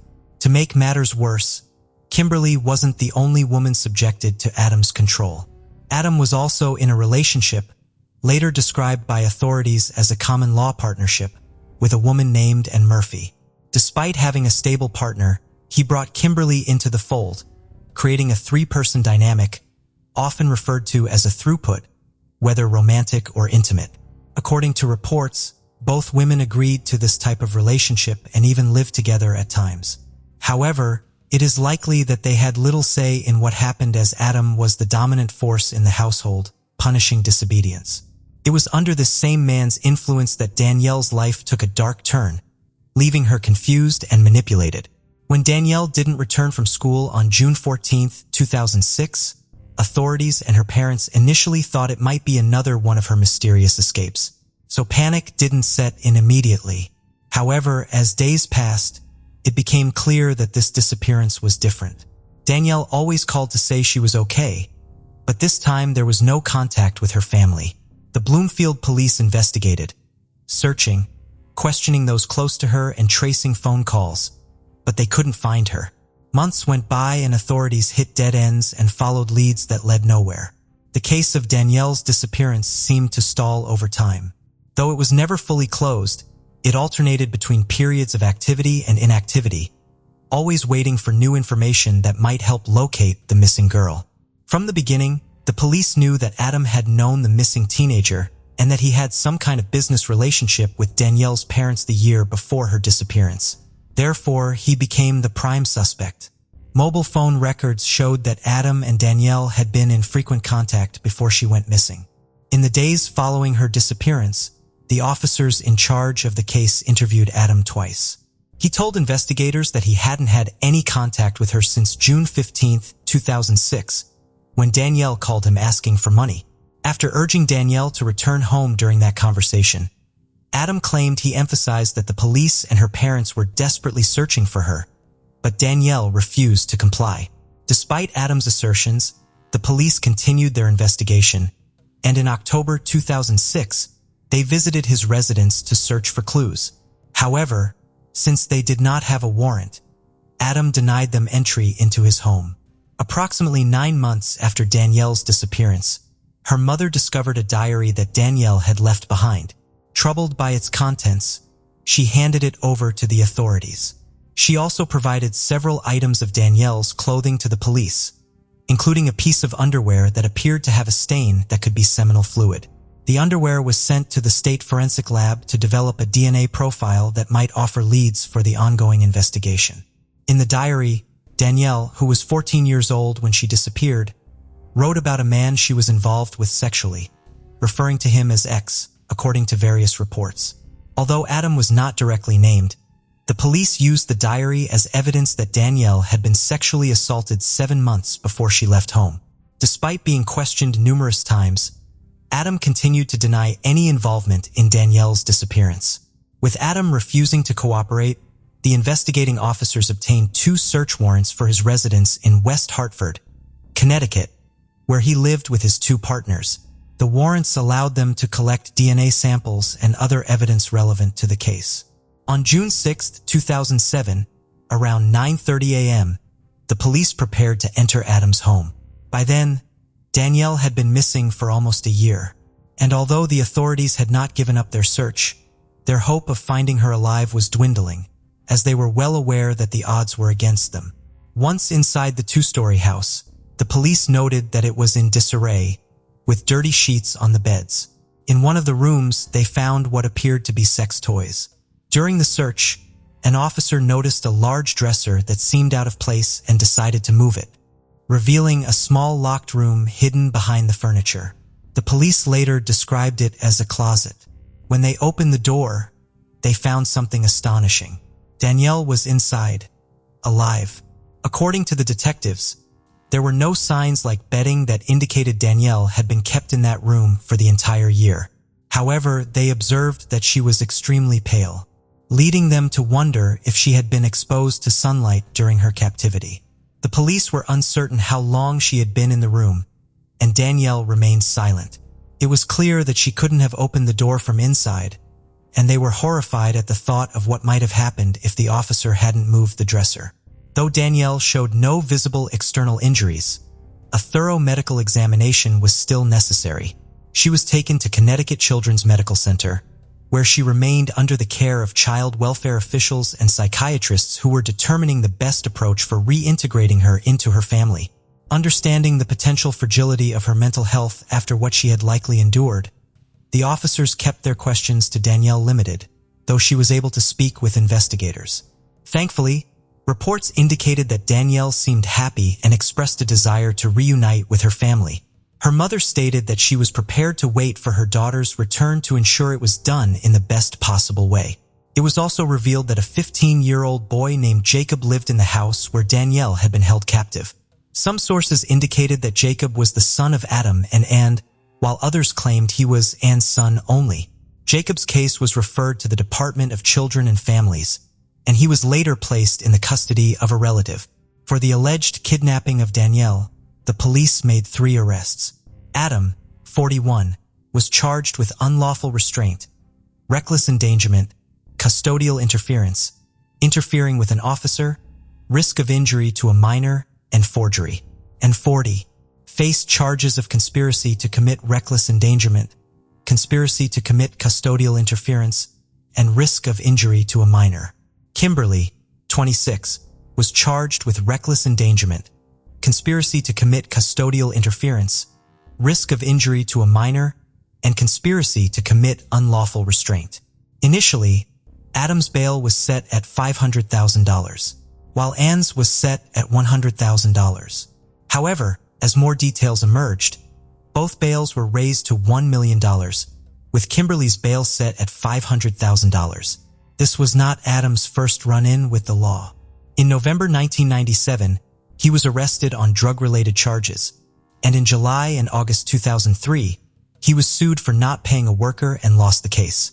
As more details emerged about Danielle's life in captivity, the police stated that they were investigating whether Adam had abused 3 other girls in the past. It was revealed that he hadn't been charged in the previous cases because the alleged victims had refused to testify. Although Danielle had been found safe and the suspects were apprehended, the investigation was far from over. Detectives discovered that while living with Adam, Danielle occasionally traveled out of state, often to Florida, where she adopted a new identity as the niece of Adam's common-law partner. Once she was mentally stable, Danielle provided statements revealing that she had been with Adam since her disappearance, spending nearly all of her time inside the house and not attending school for the entire year. She also mentioned that she had changed her hair color multiple times to avoid recognition and confirmed that the downstairs room where the hidden compartment was found had indeed served as her bedroom. The police later obtained another search warrant for the residence, and investigators gathered several boxes of evidence. Among the items seized were fishnet stockings, a pistol, taboo adult magazines, a black leather collar, and spiked bracelets. They also discovered documents related to a terminated pregnancy. In subsequent interviews, investigators questioned Danielle about her diary and whether Adam was the mysterious ex she had mentioned. She nodded in agreement. Danielle also disclosed that shortly before being discovered in the small hidden room, she had visited a location in West Hartford to terminate a pregnancy, though she refused to identify the father. However, it was clear to everyone involved, and the authorities already had the primary suspect in custody. Following Adam's arrest, police uncovered homemade adult videos of a disturbing nature filmed with very poor quality and initiated the difficult process of identifying the young women featured in them. Reports indicated that these videos had been uploaded online at various times. Danielle informed authorities that Adam had used her as a model for both explicit photos and videos. The police also investigated a second location where they suspected Adam had engaged in inappropriate activities with Danielle and other underage girls from the community. In July 2007, at Hartford Superior Court, Adam pleaded not guilty to charges of having a relationship with Danielle months before her disappearance. During his felony court appearance, he also pleaded not guilty to 11 counts of risk of injury to a minor. His defense attorney argued that there was no evidence of force or coercion, claiming that none of that had occurred in his client's home. Instead, he characterized the case as one involving individuals, referring to the three accused who were trying to protect a young girl from physical and sexual abuse within her own family, as reported in June 2006. He further claimed that the girl had access to a cell phone, attended school, and was free to go wherever she wished, claims that Danielle herself had contradicted earlier. In response, the prosecution challenged the defendants' portrayal of themselves as concerned individuals rescuing Danielle from abusive parents. They reminded the court that the evidence suggested Danielle had been exploited to produce adult content. The attorney representing Danielle's parents dismissed the defense's claims that Danielle had been abused at home and found refuge in Adam's residence as a complete fabrication. The police also disputed the defense's narrative, revealing that Danielle had informed them that the accusations against her family had been fabricated and exaggerated by Adam. She admitted that she didn't want to make such statements because her parents didn't deserve them, but Adam had pressured her, and she complied out of fear of his anger. The prosecutors further asserted that Adam had repeatedly assaulted Danielle and coerced her into terminating a pregnancy resulting from these heinous acts. They also presented various DNA evidence obtained from clothing found in Adam's home, which confirmed the dark activities that had taken place there. In December 2007, a team of forensic experts determined that Adam was unable to comprehend the legal proceedings or assist in his defense. As a result, the judge declared him temporarily incompetent to stand trial. The judge ordered that Adam be transferred to the forensic division of the Connecticut Valley Hospital for a 60-day evaluation period, during which he could receive treatment. At the conclusion of this evaluation in February 2008, an expert testified to the judge that Adam was capable of understanding the charges against him and could assist in his defense. In addition to facing charges related to Danielle's case, Adam was hit with another kidnapping charge after a woman came forward claiming that she had been a 15-year-old runaway in 1998 when Adam abused her multiple times while she lived in his home and worked at his business. Since the statute of limitations on the potential sexual assault charge had expired, the prosecution could only pursue a kidnapping charge in the new case. As a result, Adam faced up to 160 years in prison for the charges connected to Danielle's disappearance and the 1998 case. After insisting on his innocence for an extended period, Adam, then 42, surprised everyone in March 2008 by admitting his responsibility in the crimes. He reached a plea deal with the prosecution, pleading guilty to 8 charges, including second-degree sexual assault, kidnapping, risk of injury to a minor, and conspiracy.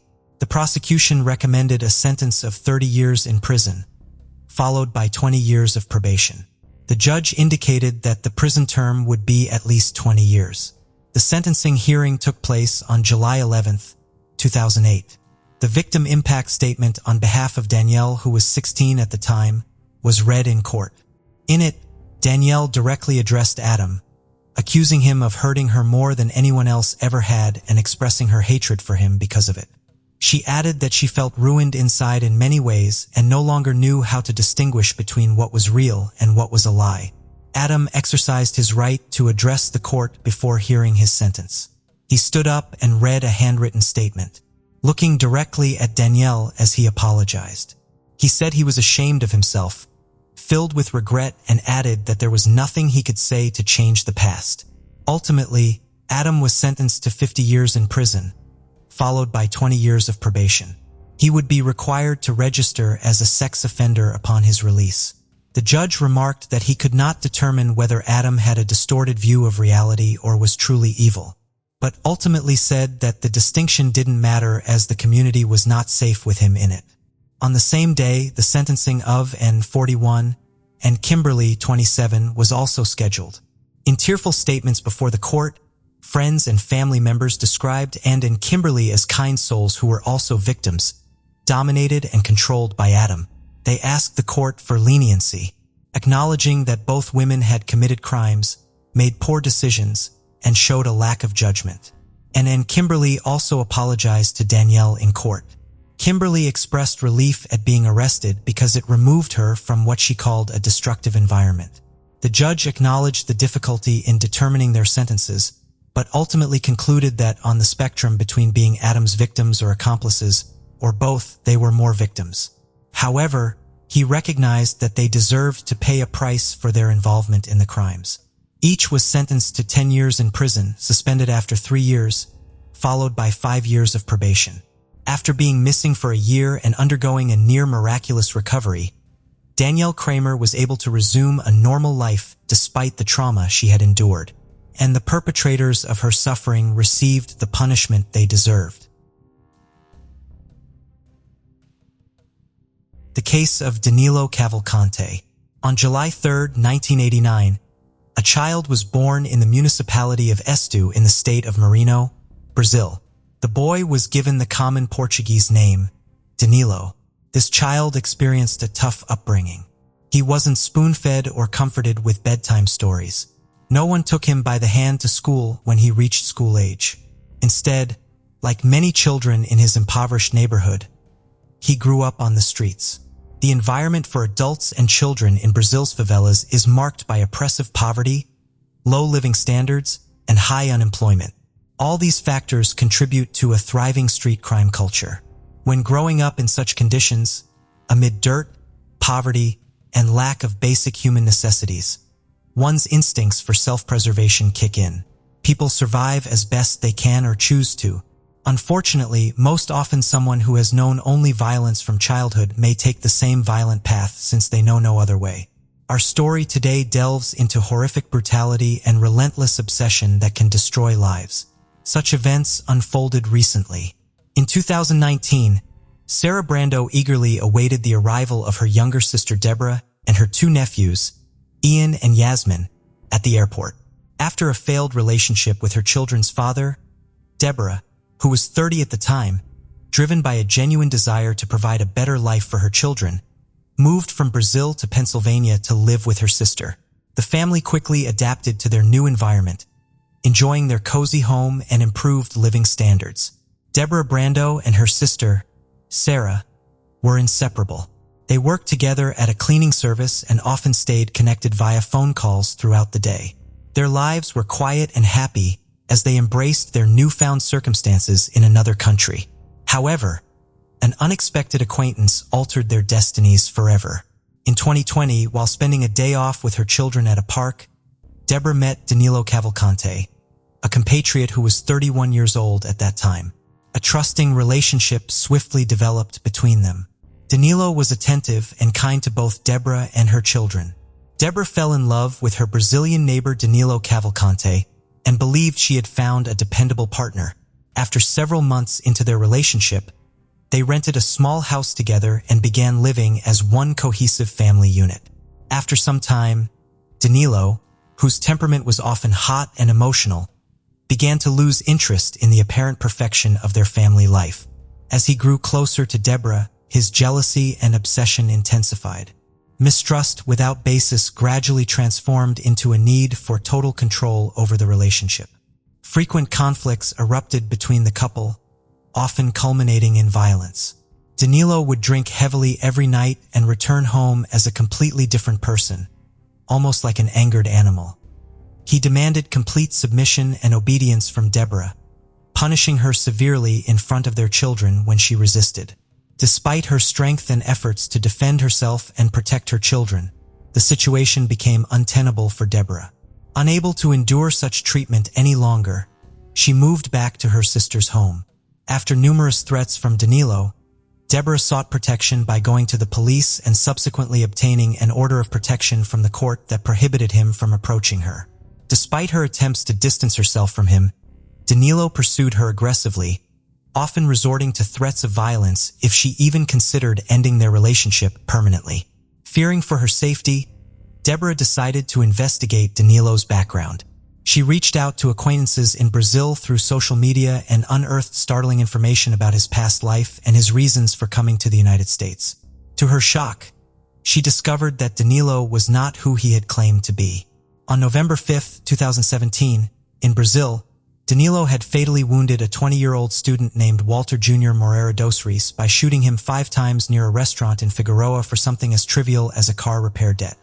Investigation revealed that the two men were friends before this tragic incident occurred. Following the crime, Brazilian authorities issued an arrest warrant after granting the prosecutor's office's request for preventive detention. However, Danilo managed to leave Brazil through Brasilia International Airport due to procedural disagreements within the judicial system that delayed registering this decision in the National Warrant Registry. This discovery left Deborah stunned as she realized how much danger she was truly in by merely being associated with Danilo Cavalcante. It wasn't until 7 months after the crime Cavalcante entered Puerto Rico illegally. In June 2018, a warrant for his arrest was issued in Brazil. On entering Puerto Rico, Cavalcante obtained a fake ID and eventually settled in Chester County, Pennsylvania, where his sister lived. Upon discovering Danilo's true identity, Deborah issued an ultimatum: leave her alone or she would reveal his identity. Unfortunately, this decision proved fatal.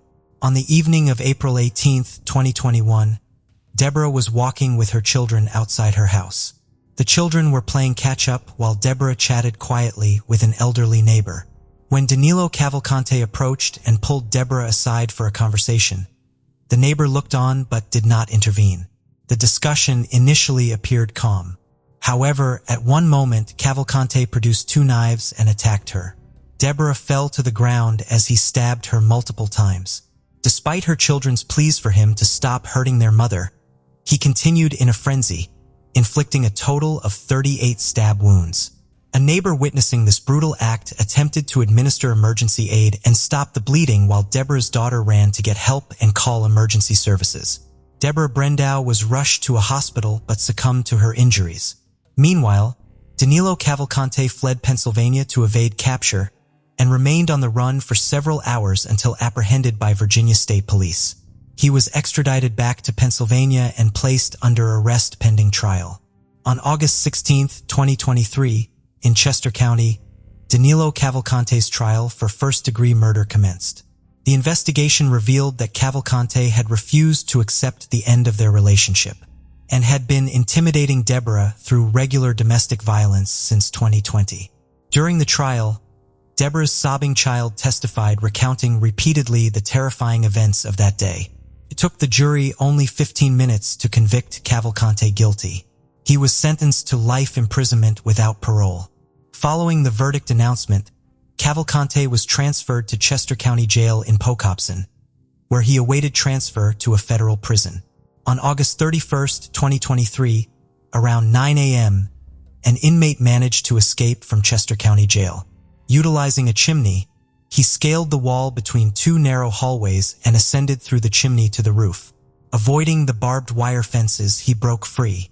Surveillance footage captured him in the tight space between 2 walls in the exercise yard. He used his arms and legs to ascend upward, eventually running across the roof. From there, he climbed over the fence and pushed through the barbed wire to gain freedom. Prison officials were well aware of vulnerabilities identified after Eagle Balter's escape and believed they addressed them adequately. Officials thought that adding barbed wire after a similar escape attempt by an inmate named Eagle Balter just months earlier would prevent any jailbreaks. Acting Warden Howard Holland stated that according to court documents in May, inmate Igor Balta had climbed onto the roof of the jail and jumped to a less secure location, but was captured less than a mile from the prison, within about 5 minutes. In response to this urgent matter, the prison was closed, initiating a massive search for Danilo Cavalcante, considered particularly dangerous. Alerts were issued everywhere. Danilo Cavalcante, age 33, with black hair and possibly armed and very dangerous. The escape of such a dangerous felon gained significant media attention. The search for this fugitive was broadcast daily across all media channels. The Pennsylvania State Police Chief overseeing the search held regular press conferences and briefings, providing residents with precise information about this special operation. He urged residents not to stay on the sidelines, but to take an active role through vigilance and observation to help determine the perpetrator's route. And it worked. About a few hours after the escape, Danilo Cavalcanti was spotted walking along a road about 2 miles of the prison. With the help of reports from local residents, Cavalcanti was seen by camera in the early morning hours of September 2nd. Police set up a search perimeter around the area, securing roads and railroads that run through it to prevent Cavalcanti's potential escape, and put up a $10,000 reward for any information leading to his capture. Authorities began searching within 2 miles of the jail in the heavily wooded area of Pocopson Township in Chester County. A local resident saw the fugitive in a creek bed just days after the escape, but he fled into the woods before police could find him. The search continued and the perimeter expanded after he spent about a week on the run. A security camera captured Cavalcante at Longwood Gardens' popular botanical garden nearly 3 miles from the jail, just south of where law enforcement initially searched for him. There's a lot of ravines, tall fields, high grass, a lot of cover for a guy who is 5 feet tall and 120 pounds. Robert Clark, Deputy U.S. Marshal for the Eastern District of Pennsylvania, stated on September 5th that in addition to tough terrain, searches had difficulty with extreme heat and humidity lasting for several days. After a week of desperate searches for Cavalcante, the number of officers involved grew from 250 to almost 400. The search team has been strengthened not only in numbers, but also in equipment. Helicopters flying over began playing a recorded message from Cavalcante's Portuguese-speaking mother, begging him to surrender peacefully. The next morning, Cavalcante was spotted by a security camera on property located about 2 miles south of the prison. Police moved in and set up a new perimeter around this facility and Longwood as well as nearby schools. These areas will be closed while search efforts continue. Police conducted an intensive search over several days until eventually Longwood Gardens briefly reopened with limited access before being forced to evacuate and close again following another sighting of Caval. On September 7th, law enforcement doubled the reward for information leading to his capture, from $10,000 to $20,000. After nearly a week of searching, tension was palpable. Locals knew a man convicted of murder was on the loose. Yet, authorities had not disclosed how Cavalcante escaped from prison. In Chester County, Philadelphia residents were instructed by police to lock all doors and windows, secure vehicles, and stay indoors. CBS News reported that 34-year-old Danilo Cavalcante escaped from a Pennsylvania prison. The intense search pressed on until a significant development occurred on September 9th. Cavalcante somehow managed to breach the search perimeter in Longwood Gardens. He was seen on a video intercom, standing on a porch of a former colleague's home near Phoenixville, almost 20 miles northeast of the search area. Cavalcante cleverly altered his appearance. He shaved and donned new clothes and remained undetected. As he moved across the state, he stole a van from a local dairy store and drove it to Phoenixville with hopes of getting help and shelter from acquaintances. On the morning of September 10th, authorities discovered an abandoned stolen van with an empty gas tank in a field in suburban East Nantmeal. The search area then shifted to the northern part of Chester County. Cavalcante's movements once again prompted changes to the search perimeter on September 11th. As investigators continued their efforts, Cavalcante was listed on Interpol's most wanted list, and the reward for information regarding his whereabouts was increased further. That night, emergency services received an urgent call from a local resident who reported that a man matching Cavalcante's description had broken into his garage. In self-defense, the homeowner fired multiple shots and hit him 7 times. Surprisingly, Cavalcante managed to escape and stole a .2 caliber rifle with both scope and flashlight attachments. Police arrived swiftly at the scene and discovered Cavalcante's sweatshirt and shoes nearby. Once they confirmed his identity and recognized that this dangerous felon was now armed, local authorities urged residents in South Coventry to lock all doors and windows, secure vehicles, and stay indoors whenever possible. This fugitive remains particularly dangerous, and his escape has deeply concerned area residents. Several school districts even canceled classes as precautionary measures to ensure safety. On the day after Cavalcante was seen on surveillance video, police expanded the search and urged residents to keep their doors locked. A new search perimeter set up in South Coventry Township, which was tighter than before, because authorities believed Cavalcante was now surrounded. The search continued throughout September 12th. Around 1 a.m. on September 13th, an aircraft with thermal imaging technology spotted Cavalcante in the woods. However, due to bad weather, the police had to wait until sunrise to approach, as the surveillance plane could not operate safely. The significant breakthrough occurred in the early morning hours of September 13th, when authorities found out that a security alarm went off just after midnight within the final search perimeter. According to Biven, an officer of illicit drug enforcement, the aircraft using thermal imaging technology detected a heat signal around 1 a.m. shortly after the alarm was triggered. Ron Johnson, a retired Missouri State Highway Patrol captain, mentioned that technology played a major role in this operation. He said law enforcement faced many challenges for a long time, but managed to pick up the heat signal from a DEA spy plane just in time. At around 8 a.m. on September 13th, police found Cavalcante asleep with the rifle he had stolen from his home 2 nights earlier. Danilo Cavalcante, a dangerous criminal, tried to escape by crawling into thick undergrowth.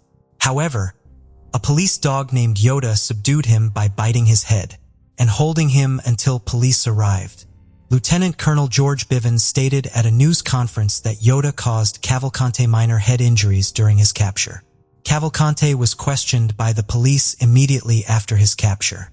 He revealed that he survived on watermelons and creek water and traveled only at night. He even admitted he almost got caught by an officer while hiding at one point. His plan was to steal a car and travel to Canada. Since returning to prison, Cavalcante has been charged with multiple crimes related to his escape, including burglary, trespassing, and theft. Following his capture, local and state officials, including Pennsylvania Governor Josh Shapiro, expressed gratitude to all law enforcement officers who assisted in the search for high-risk felon Danilo Cavalcante. Chief George Bivens, who led the search, discussed the multitude of challenges that law enforcement officers faced during the operation to locate Cavalcante. He highlighted the intense heat and thunderstorms that occurred in the area during the search. Additionally, he noted that each of the search perimeters was established in heavily wooded areas. The search team was composed of approximately 500 law enforcement officers, including Pennsylvania State Police, FBI, ATF, and U.S. Marshals, who thoroughly searched the area around the escape scene. In the wake of Cavalcante's escape, police set up a perimeter spanning several miles in each direction. The Chester County Jail Board, responsible for overseeing the jail, faced heavy criticism from local residents for their failure to prevent Cavalcante's escape. Residents pointed out that the jail had previously been given an opportunity to implement necessary security improvements after Igor Bulty's attempted escape on May 19th. Those enhancements could have potentially prevented Cavalcante's escape, since he used the same method as Bolt did. Following this incident, the prison has already terminated the prison guard, who was on duty during Cavalcante's September 7th escape. Prison officials stated that this guard had a chance to spot Cavalcante during his breakout. In response to public concern, and days after capturing the fugitive, Chester County Jail announced they had installed a tin roof over the area where Cavalcante scaled 2 walls to access and eventually escape from the facility. Alongside this measure, various other security enhancements and improvements were also implemented. Clearly, there are questions that Chester County officials will need to address regarding how the suspect managed to escape, especially considering this prison's history, said Pennsylvania Governor Josh Shapiro. He emphasized how crucial communication and cooperation among all law enforcement agencies and local residents were during this extensive search effort. Thanks to these combined efforts, Danilo will now never go free again. Thanks for diving into another mystery with us. If you enjoyed unraveling the clues and chasing the truth, don't forget to hit that subscribe button and give us a thumbs up.